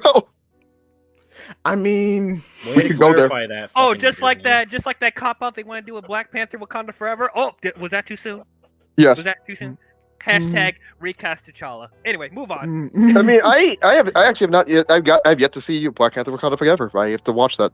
We have just some went on Disney to Plus. Disney on Plus. Disney Plus. Yep. I'm marveled out as well. So again, I'm just franchise fatigue is the biggest. Again, any criticism of anything from both Marvel and Star Wars is going to be tempered under, did this make me feel fire neurons, yes or Yeah. no? I'm Yeah, just no, prepping up for I mean, Ant-Man you know, and the Wasp yeah, like, that's- Quantumania. I'm prepping up for that fucking Oh, movie. no. Yeah, I'm please- excited for that. please I'm don't kill enthusiastic. Please no, don't please kill do. Scott.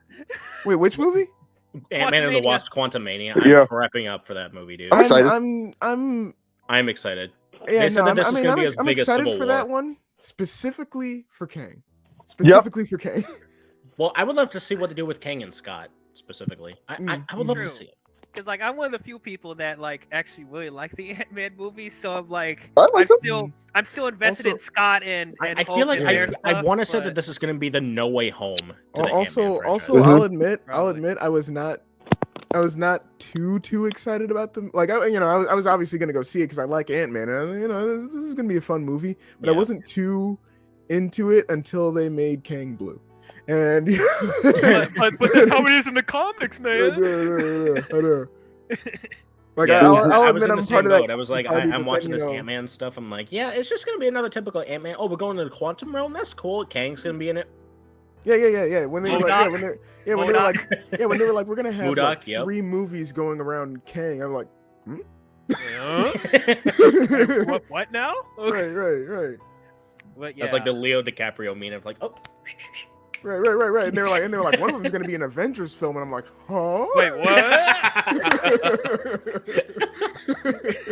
It's like the Kang Dynasty, and I'm like, Dynasty, you say? Dynasty, you say? Secret Wars, What you did he say? Tell me more. Secret Wars. Oh, Oh?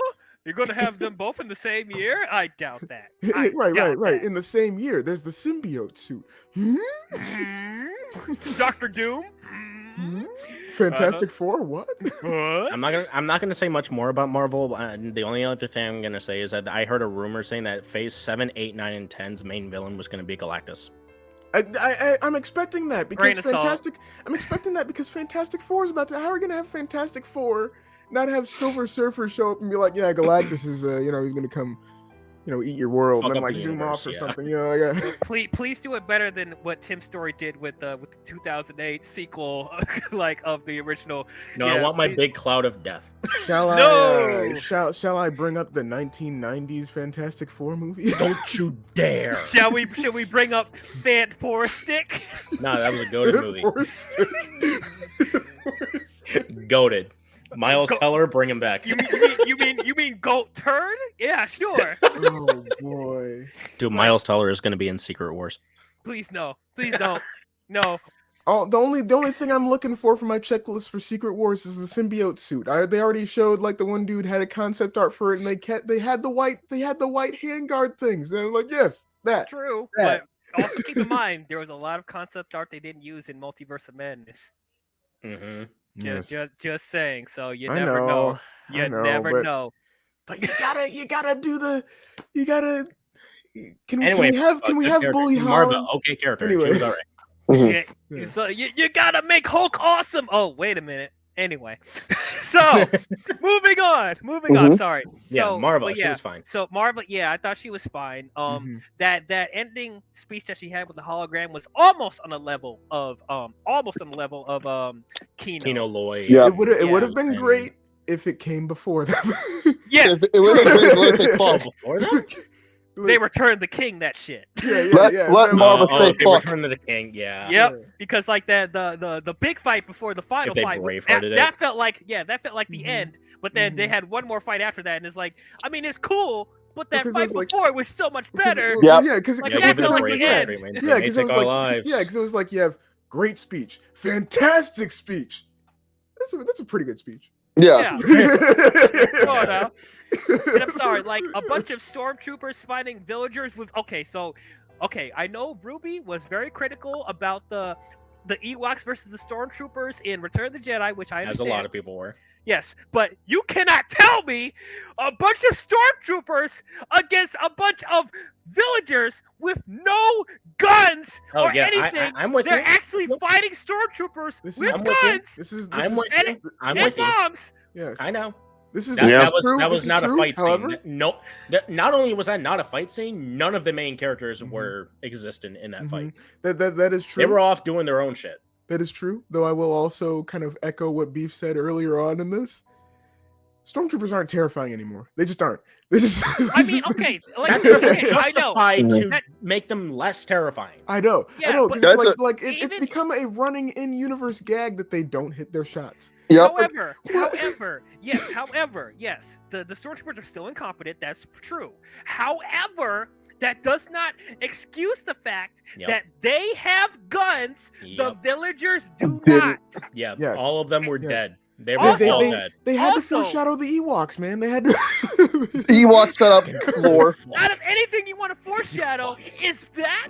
Are you kidding me? I know you're joking, halfway joking, but like, come on now. And also, did the black stormtroopers from Rogue One? Weren't they also in that village? Yes. Black Right, stormtroopers from right, Rogue One? Like, Right. what is going on? Yeah, they were all dead. Yeah. They were all dead. I mean, I'm Dude. just saying, maybe if you didn't stop cloning Jango Fett, maybe none of this would have happened. Yeah, there's no reason why they should stop using clones. There's no. So did not explain their reason for that, which I think they did mention in Bad Batch, was they're becoming too expensive. It's like, you are the Emperor. You have all the funding everywhere. What do Well, you mean? It's well, that's too- the thing You about have that's, the money. You that's have the the thing money. about the show, though. Like, They come do on. show that they don't have all the money well, for a second. For a second, yes. Because that's what happens is that when they don't have money, they clinch tighter. I mean, what was that? Was that supposed to be the thing of like, oh, like Palpatine's gonna come on like the hologram in like Bad Batch season 2 and be like, yeah, Andor happened, so we don't have enough money for clones, so discontinue the clone program or something like. That would be, oh my god, Yes, they're in the show. this motherfucker Andor. we had a heist on this one planet. Now we don't have any money, so They took cancel all the of that clone shit, bro. program. We can't get it back. We don't have enough. The, pennies, the I'm sorry. attempt on my wallet has left me poor and bankrupt. The Emperor is like, I can only afford one Death Star now, not two. Damn Death it. Star will be semi-operational. I don't. It's- Well, I also thought that was a silly. Okay, that wasn't a silly reveal, but it was like the cool reveal of it was a Death Star's laser they were building. I mean, it's also like, what does the Empire need the fund them for? They could just be like, gunpoint, like, we'll blow up your planet if you do not give us more clones. Like that's Easy. Well, Like- the thing is that it's the idea of why you don't just blow up everything is because if you did blow, I mean, aside from this is what the Rise of Skywalker's biggest mistake was at the end, which Rise of Skywalker is a poorly written film. I want to express to the audience my love for that film is ironic to the point it is semi-ironic where it's like I enjoy this film unironically because it made me so happy, but it is stupid. It is the stupidest. Even me, I like the Rise of Skywalker, but I admit It's the dumbest one. dumb writing in there. It Dumb. it's the stupidest Star Wars film. I think even Attack of the Clones is more justifying the writing choices that film made, even though they are worse in terms of the experience than Rise of Skywalker. But I will say, with oh god, never mind. I won't say anything because my ADHD has kicked in again. I forgot my last thought. Yeah, we were Rest in talking peace. about clones and Camino and blowing up Yeah. stuff. And, Yeah, clones. Oh, yeah. No, with this show about like how it handles the stormtroopers, yeah, they're pathetic still. I will give the show this: it does show off why they would be scary outside of like that context. Because shit, when I'll never forget the moment when like Andor gets away with this heist. He is vibing, he's got his money, he's vacationing, and also fun fact: this stormtrooper is played by Sam Witwer, so that was a neat Easter egg. I didn't. But notice the that. shore Wow. trooper, I love they're called shore troopers. They look like little beach bums. I love that design. Mhm. And they're like, "Hey, stop running." He's like, "I'm not running." Okay, stay here. Oh, okay. You're going to jail. What? What did he do? Yeah, Mhm. okay, that I mean- that part I was like, are you fucking what is this? Mhm, Well, no, mhm. I it's love also- that. I mean, it's Are you also kidding? like, That That's- was so idiotic. Yeah, How I mean, that was hold staged. yes, That was yes, so but it's also like to kind of agree with you, Beef. I do see how it would be terrifying outside of that context because, like, at this point in history, I imagine not a lot of people have really seen stormtroopers in action. They just see these people with like armor, Yeah, walking and around, guns. and all of a sudden, stormtroopers again without guns, without like much, without really means to fight back, aside from like Ewok style or rioting. It's like okay, end of the. It's like Andor is just minding his own fucking business, and the stormtrooper is just like, "Stay here." It's Mhm. like, what? What do you mean? No, stay here. And then the droid picks him up and is like, it's a droid. It's voiced by Sam Witwer. Sorry, Yeah, not the trooper. K2SO droid. It's like, Yeah, it's the droid, and it's like it picks him up and it's like, hang. And tell him you mean it was so funny. He was like, tell him you're kidding. Tell him you're kidding. Mhm. I was like, this is kind of cute and funny. And then it just goes to the prison arc, and I was like, what a beautiful transition of like just showing how it doesn't really matter what's going on in the Empire. It doesn't matter where you are. You could just have your life ruined spontaneously, and that's actually scary to me. It's like it makes the stormtroopers back into like Nazis, where it's just that is the Empire, which I think the show showcases a bit better. It was like day to day. I like that the stormtroopers were shown gambling. I like that they were shown the Imperial officers were shown gambling and stuff like that, and hanging out, trying to slack off at work before the Aldani rebels busted in. I like that they are actually a lot more accurate in the show, because when you have a bunch of bit characters, people dying left and right is acceptable. So in this show, more than any other Star Wars thing, like Imperial officers hit their mark a lot up until the riot stuff with like the no guns versus guns. But like you get to like the Aldani rebels break in, they're gonna see those credits. They start blasting. I think half the rebels die right there. Like both black ones die. That's like just the black guys. But like both characters were black. I saw with them, and so it was like, of course they killed both of the black dudes. Died first. What?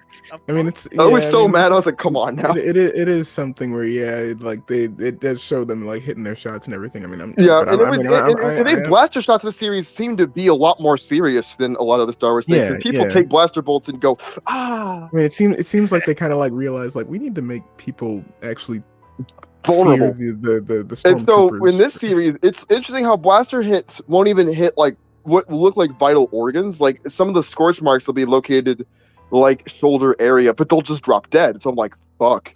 I mean, it's like it makes sense though, because it's like, oh, this is like energy. You got your organs just got fried at Mach speed. It's over.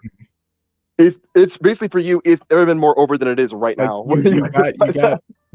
You got the sun put in like your left lung. Like, yeah, no, you're done. Like that's some of my lung. Yeah. That's what I think. That's what part of their ground. That's the show again. That I like is that it brings back blasters to the forefront of like shit. It's like they're like even deadly. They're like super guns now. Yeah. It's It's a gun where it doesn't matter where I hit you. You're done. Yeah. And I know that rule is selectively true, because there's certain works where you get hit by a blaster and you can kind of sit there and you're fine. It's like, oh, that hurts a lot. Oh, it's a flesh wound. It's a flesh wound. But this, it's like, bro's gone, bro. You'll die if you don't have a last name. Everyone's a red shirt. Everyone's a red shirt now. No wonder Han Solo survived. Yeah. Oh shit. God damn. And that's what kind of like another moment for the show I kind of want to like look at too is with that first heist during the what's that day called of that planet, because that arc is boring, but it's worth looking into with the rebels, because it does the attempted characterization in that arc was interesting. They did attempt.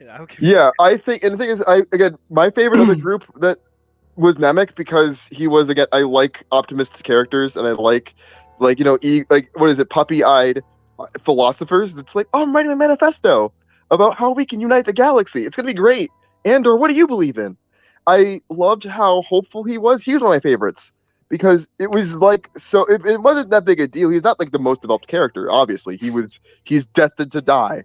But I don't know. It was interesting to see a hopeful rebel character who who was like kind of holding the team together by being the educated one, but being the kind of not skilled, but still endearing one, and was a part of the team because he held the team together, which also makes Skeens, the dude who betrays the team during that arc, interesting, because you can interpret Skeens as he was gonna betray them anyways, or because that kid died, he's out.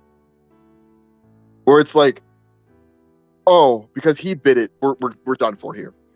Yeah, so I definitely see what you're saying with that, and I definitely saw glimpses of that. I just wish it was emphasized more, because, like they had a really good opportunity to flesh out this rebel team more, because like there is stuff there, like as we said earlier about Clinta and Vel, like they could have developed a relationship there more, even though they can't really like show too much of the same-sex stuff, but like that's a good arc they could have built on. And Karis, I definitely agree with you that being the smart person, being the more optimistic person, like I wish he had more scenes, just bringing the team together, because like I didn't fully see him bringing the team together, but I saw potential he could do that.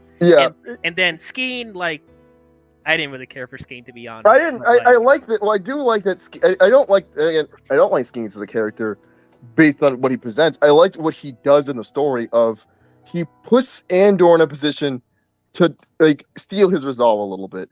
Even Andor is like, your immorality is shitty, and he brains him. Like the moment he's like, "Fuck you," blasts with the bolt.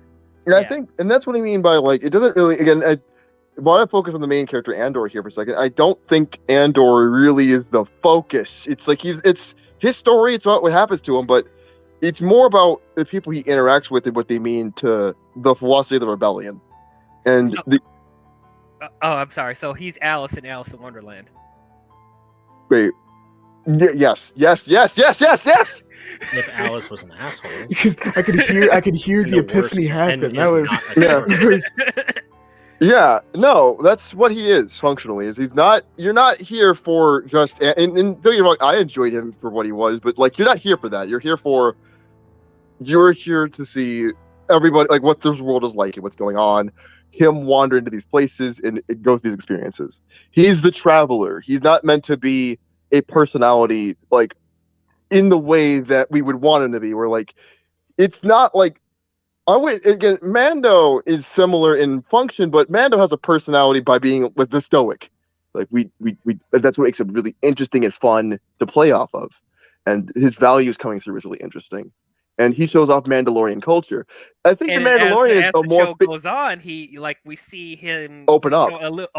Yes. Mm-hmm. And that's the thing. I think the Mandalorian is interesting because that show is a better example than this is where I have to concede that it is better than Andor in the capacity that it better accomplishes the goal of its title is better suited for that show than Andor is, because like the Mandalorian is about just the Mandalorian, a part of the Mandalorian Guard, which flushes out the lore of the Mandalorians and the lore of Star Wars.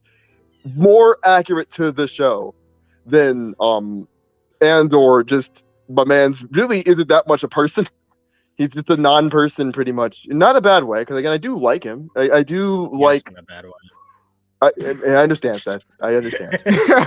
I'm not here to it's a discussion. I'm not gonna be like debate or actually objectively good. I don't believe in objective good for something like this. It's just art. We gotta like it or dislike it. But I think that for Andor, he works for me. He works as a character for me because he is the perfect. Like he's not so good that it's unrealistic that he could ever get into a situation, but he's not so flawed that I don't see how he's so dependent on other characters getting out. It is interesting how it takes away his autonomy. Again, it's interesting seeing him succeed. He gets the heist money and he's like vibing, doing great.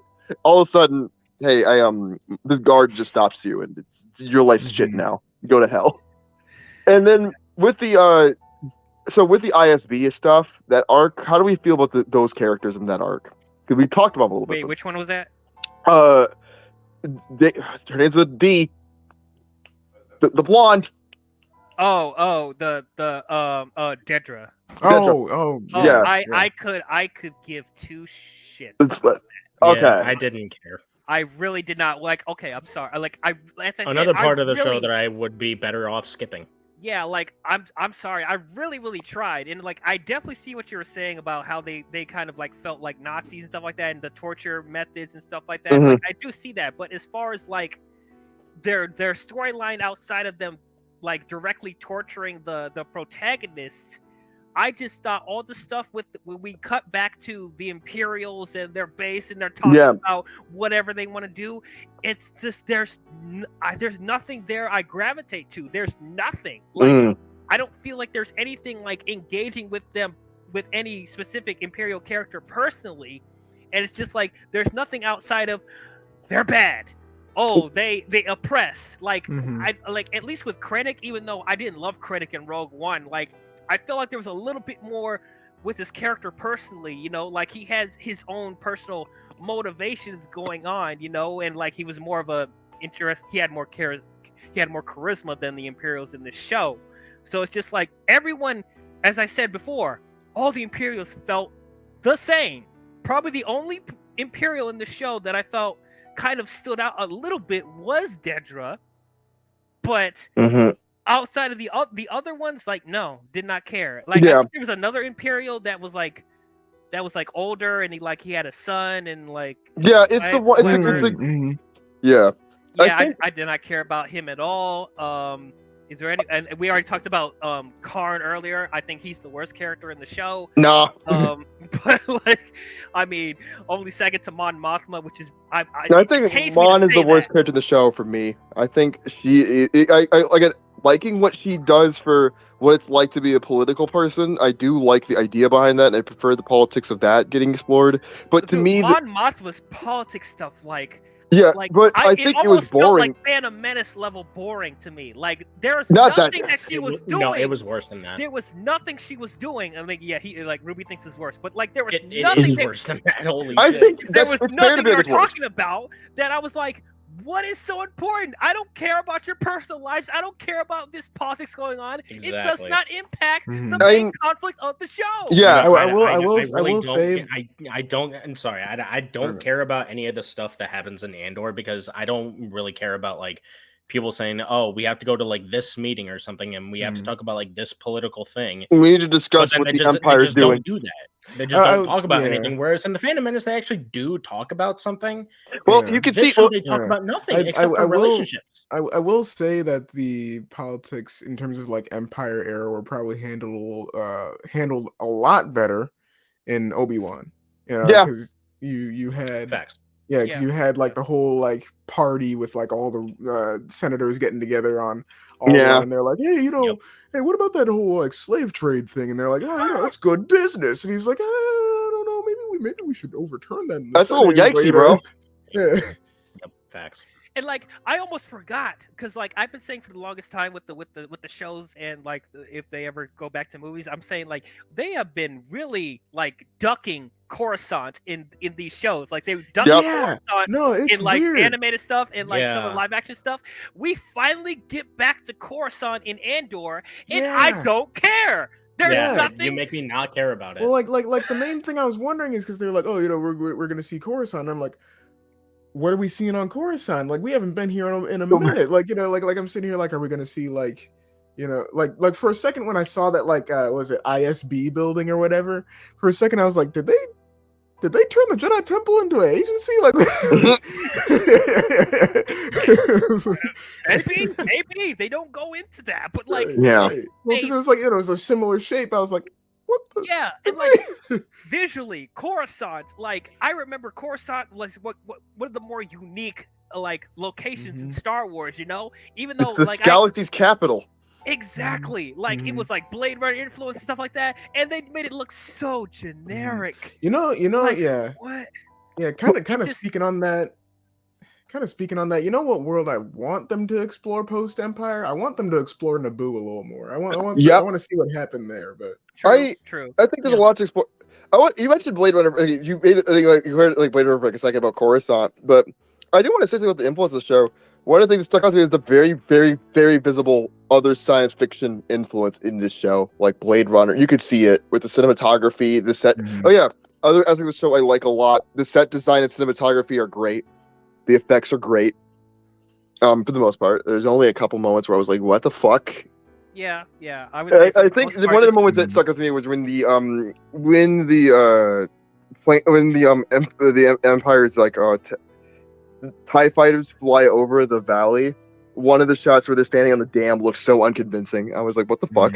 That was something too, is like, yeah, I agree, Coruscant, like I didn't care, but also like Coruscant kind of felt a little out of place. Like they showed Coruscant and I was like, I had to like check. I was like, did I accidentally like load up Cyberpunk 2077? Like what?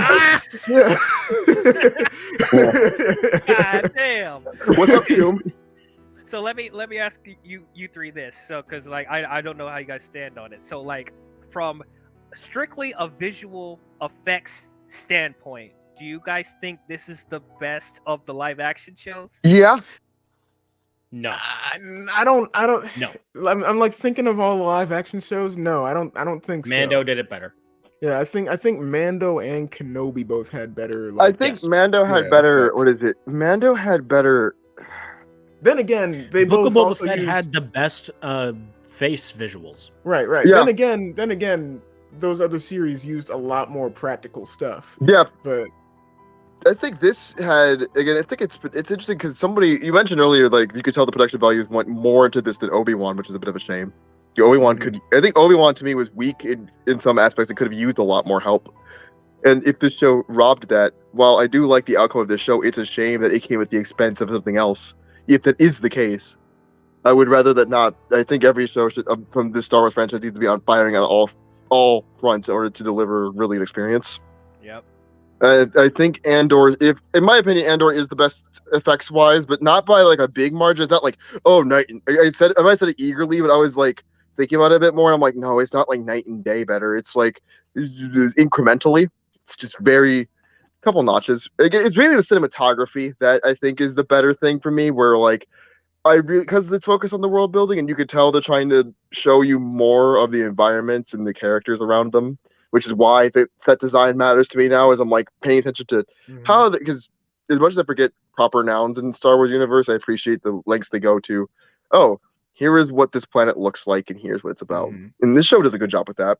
And I think that what is that day called that they're all the Aldani were marching towards, or sorry, but that scene was really good, where it's like the really beautiful sky. It's it's the eye. They're going towards the eye. Yeah, I will say with the practical and special effects, it did feel a little barren, but it's also because like I'm sitting here watching like some of these other like live action shows that are like killing it with like practical and special effects, where it's like I can't help but compare. But yeah. Yep. Okay, we got to start wrapping this up. We're at 3 hours, and I right. But I had to go hour ago, but Rightfully so. We talked about a lot today. we talked Yeah, we about a did. lot.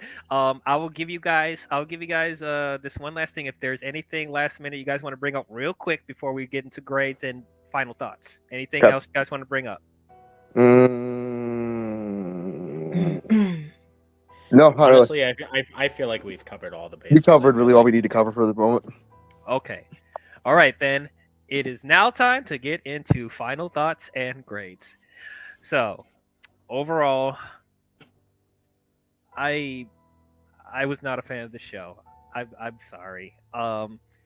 Like I really don't want to be that person that just like that is so critical about all these shows, and because I feels like I am, because with Book of Boba Fett, with Obi-Wan Kenobi, with the Bad Batch, it does seem like I'm not. I'm hating Star Wars right now, or it's like I don't think Star Wars is great. Like that's definitely not the case. I don't think that Star Wars is dead. Like a lot of people are like gung ho and saying like, "Oh, Star Wars is dead because it's not great. Ever since sequel trilogy, it's been trash." Like, no, I'm definitely not one of those people. I definitely think. I mean, contrary to other people's beliefs, I do still think there is some great stuff in the sequel trilogy, all three of them, and I do think there is some great stuff with the shows as well. Does it all come together? Not all the time, but like Star Wars is in a really good place still. There's so much media that you can absorb with this. There's different stuff for different people. If there's a certain thing you didn't like in Star Wars, there's other stuff that that appeals to different people. So that's, as we said before, like there's many stuff that we could say. There's some people that like the Andor era or Rogue One era of Star Wars. Some people like the the sequel trilogy stuff. Some people like the prequels. Some people just like the OG original trilogy stuff. Some people like the Mandalorian. There's so many great things. So even though I'm not a fan of this show, and it's probably my least favorite live action show right now, I'm glad that there's a fan base out there and there's people that love it.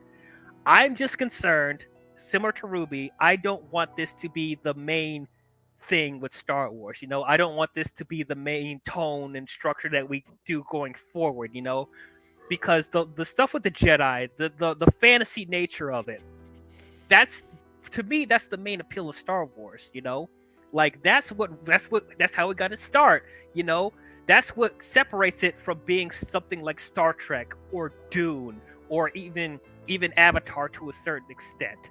So it's like it's unique in its own way. It paved the way for a bunch of sci-fi properties, that first Star Wars movie, because it was so unique. So it's like with Andor, to me, it's feeling like it's starting to become another generic sci-fi show, at least in my opinion. I know a lot of people don't feel that way, but that's just how I'm feeling.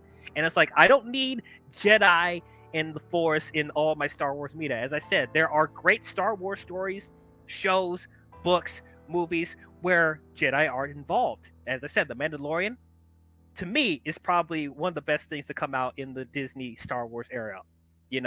But like, if you're going to have it be grounded, if you're not going to have the fantastical stuff, you have to at least give me compelling characters. You got to give me relatable characters. You got to give them personality. You got to give somebody charisma, And for me, this show did not do it for me. There's only two people, as I said, that went above and beyond, and that was Andy Serkis and Andrea Arjona.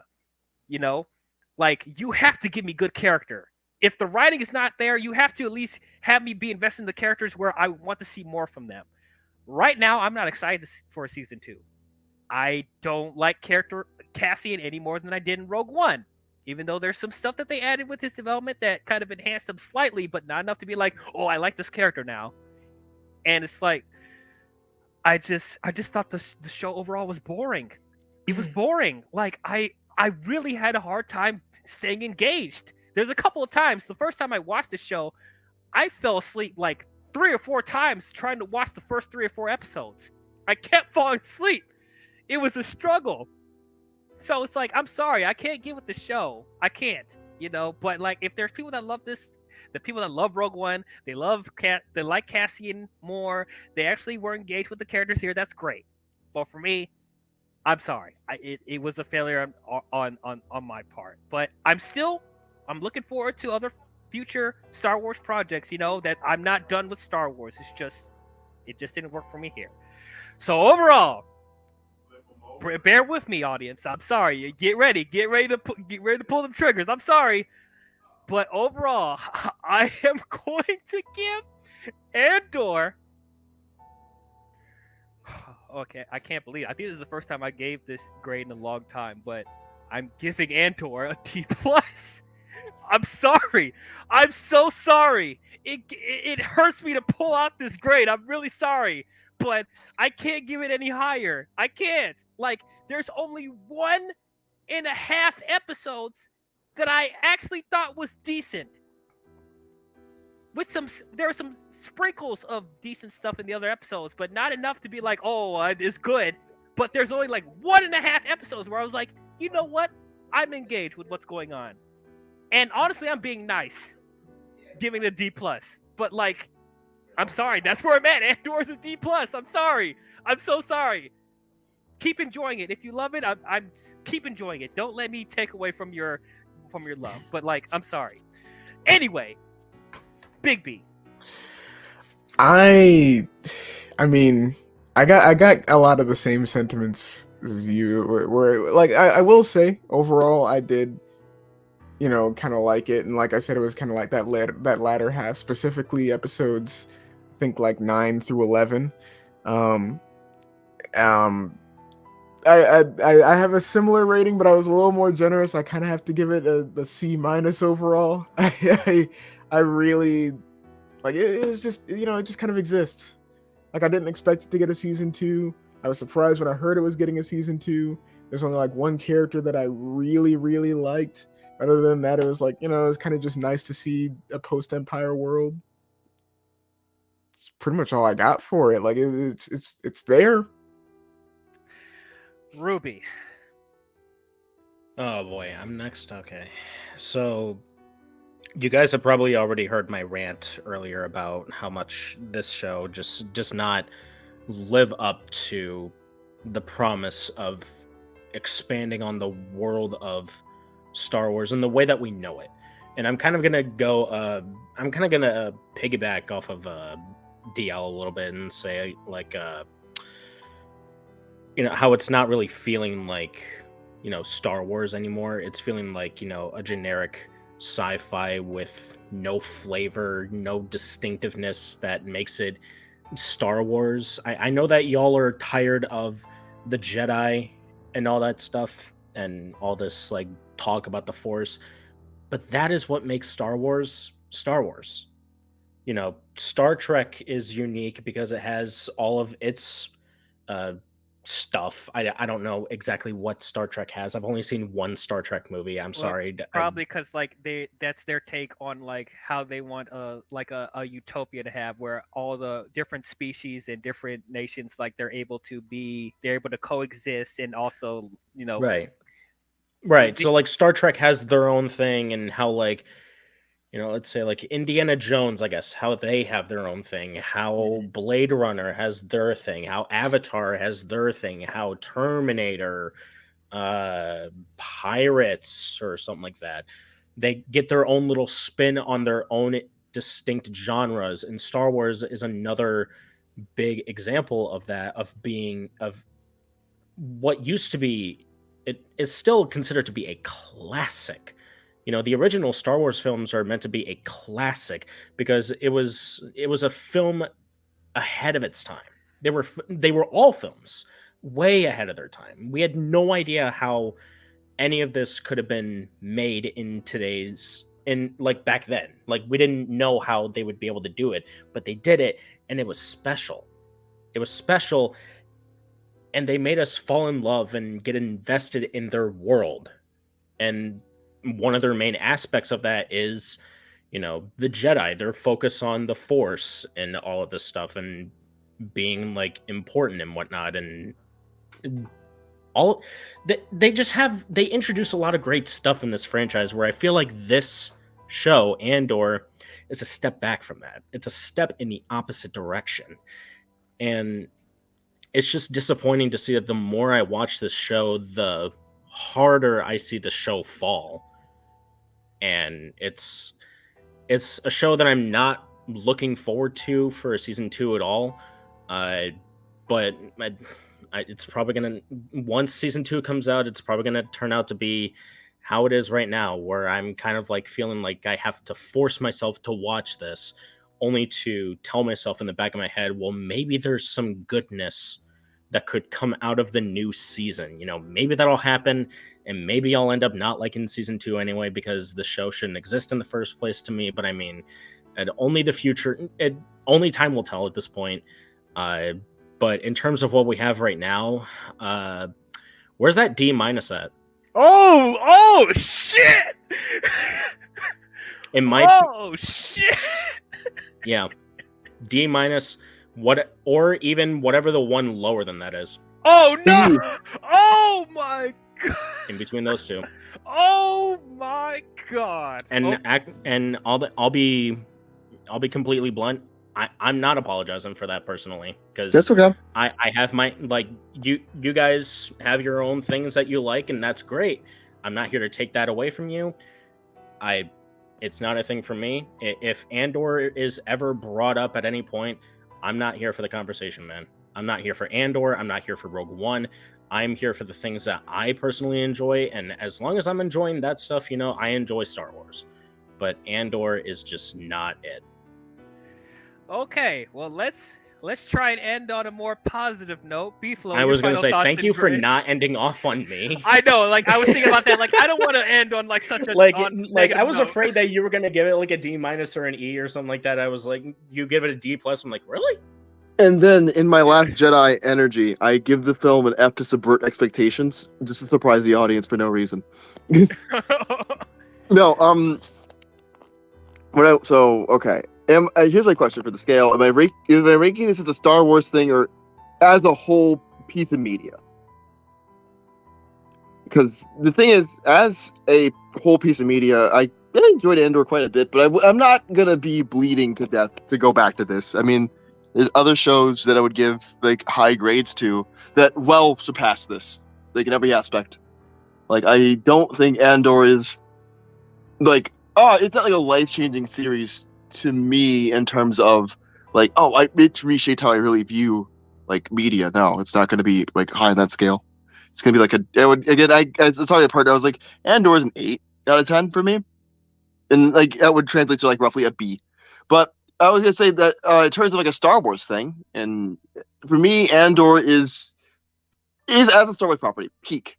I think Andor embodies a lot of potential for exploring more of Star Wars' world, its characters, and exploring the relationships. I think that this was for me, one of the most unique vehicles in doing so. Even though it comes off slower and more boring, I think the deliberate pacing and the choices they made in cinematography, music, which I don't think we brought up very much, but there's not much to comment Is there on. much to say about the music?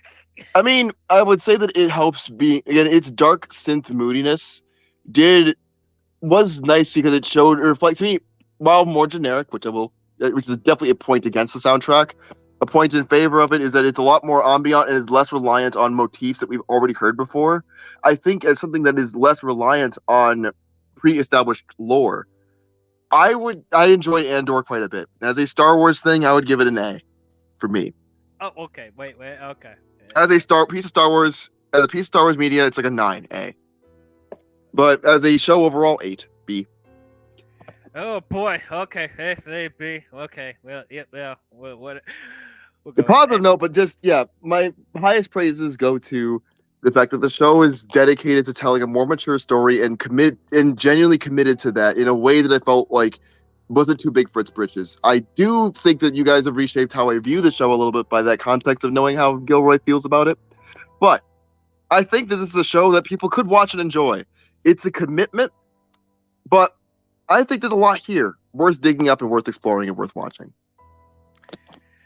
Whew. All right. Well, that is our overall thoughts / heated debate on Andor. We did it. We did it. We finally we got through it. If you guys watched this long, I appreciate you guys sticking it out with us. But please, I want to know out there, what did you guys think about Andor? Did you guys love it? Did you guys hate it? Did you guys think it was okay? Please be civil. Please be civil. Let's have a nice conversation / debate in the comments. But please comment your thoughts down below, what you thought about this show, and let us know. Okay, so the next Star Wars project, I think, is the Bad Batch Season 2. Yeah, it's either that or Visions. Oh, Visions is not out yet. Bad Batch Season 2 is already. Bad Batch Season 2 I mean, like Visions. when is Vision Season 2 coming out? It was just announced, so I don't think we have a date yet. I think it was just announced the studios. Oh, they just announced it? Oh, okay. Then, yeah, it's probably Bad Batch Season 2. Bad Batch Season 2, and I think The Mandalorian Season 3 comes out after that. Yep. We got a lineup. Yeah, we got a lineup, so we will talk about both shows in the near future, so tune in for those when it comes out. I want to thank Ruby, BiGb, and Beefaloh for joining with me to talk about this show. I had fun talking about this with you guys. I'll let you guys plug your stuff real quick. We can start with you, Ruby. Oh, you already know where to find me. I mean, on Twitter and Instagram, you guys can see my @ down there. Actually, on Twitter, if you guys actually go check out my Twitter, you can see a couple of hashtags. They should probably get trending. One that you can already see right now. But on YouTube, it's youtube.com/c/RubyGruby. And then if you guys also want to follow me on Twitch as well, I'm probably going to be returning to Twitch pretty soon. I think this video is coming out on the 6th of February. I'll probably get my birthday. Back... Yeah, happy birthday, bro. Yeah. I'll probably be back on Twitch at some point in February. If I'm not, just keep an eye out for me. It's twitch.tv/RubyGruby. You know where to find me. I do a bunch of like Smash Bros stuff mainly. I do try to branch into Overwatch and other games as well, like Fall Guys and whatnot. And if you guys are interested in my YouTube, I'm trying to get. I am currently working on a script for my Star Wars ranking, which is going to be a bundle and a lot of recording and a lot of takes. But I'm looking forward to it. So just follow me on Twitch, Twitter, Instagram. Subscribe to my YouTube. I'll be there for you guys. Don't worry. All right, BiGb. Yeah, I mean, you can follow me on my Twitter. It's right there. if you're watching this. Otherwise, it's at If It Ain't My Beard on Twitter. At BiGbTCN on YouTube, which is where I do a lot of my gaming stuff. I'm also, you can now see, I did start up a figure review channel, which I'm still actively posting to. I'm actually going to be making a video this month. Red, White, and Blue Streak. You can find me there. Other than that, yeah, feel free to stop by and say hi. All right, and Yes. so I'll be posting the Plus Knuckles podcast episodes as once I upload them and get them onto a page. So I'll be linking that YouTube later.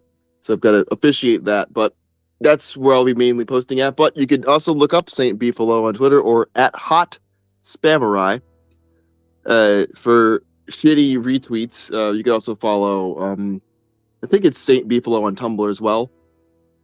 Also, and those are the main websites I'm active at in terms of social media engagement. But yeah, just check out the Plus Knuckles podcast if you want to hear me talk about a field that I know a lot more about and a wheelhouse I'm more familiar and comfortable with is video games. Cool. I'll put a link in the description to all of their stuff so you can check them out. If this is the first time you're watching me, you picked a great podcast to click on. But You really did. You Honestly. really did. Yeah, but this is a channel talk about all the things in the world of movies, shows, and nerd and geek culture.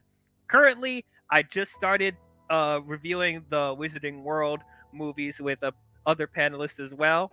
Sorcerer's Stone is up, so if you guys want to check that out. I'm reviewing the Rocky films before Creed 3 comes out. Rocky 1 through 4, I have the reviews out there already. I'm pretty soon going to do a live stream with to do Ant-Man and the Wasp: Quantumania.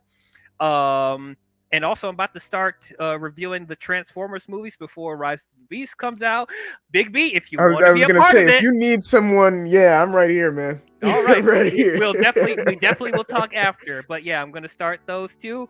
Yeah, a bunch of content that's about to come on my channel. So if you want to hear more of my takes on things, please like and subscribe. If you enjoyed this, like and subscribe. There's a good amount of you that watch 3 or more of my videos and you have not subscribed already. So if you watch more than 3 of my videos, you like what I do. So please subscribe at least. Like the video at least. Help me get up to 500 subscribers. That'll be awesome. But that's all we have for you Star Wars fans. And we will see you guys next time. May the Force be with you. Bye-bye. All right, take care, guys. Take care.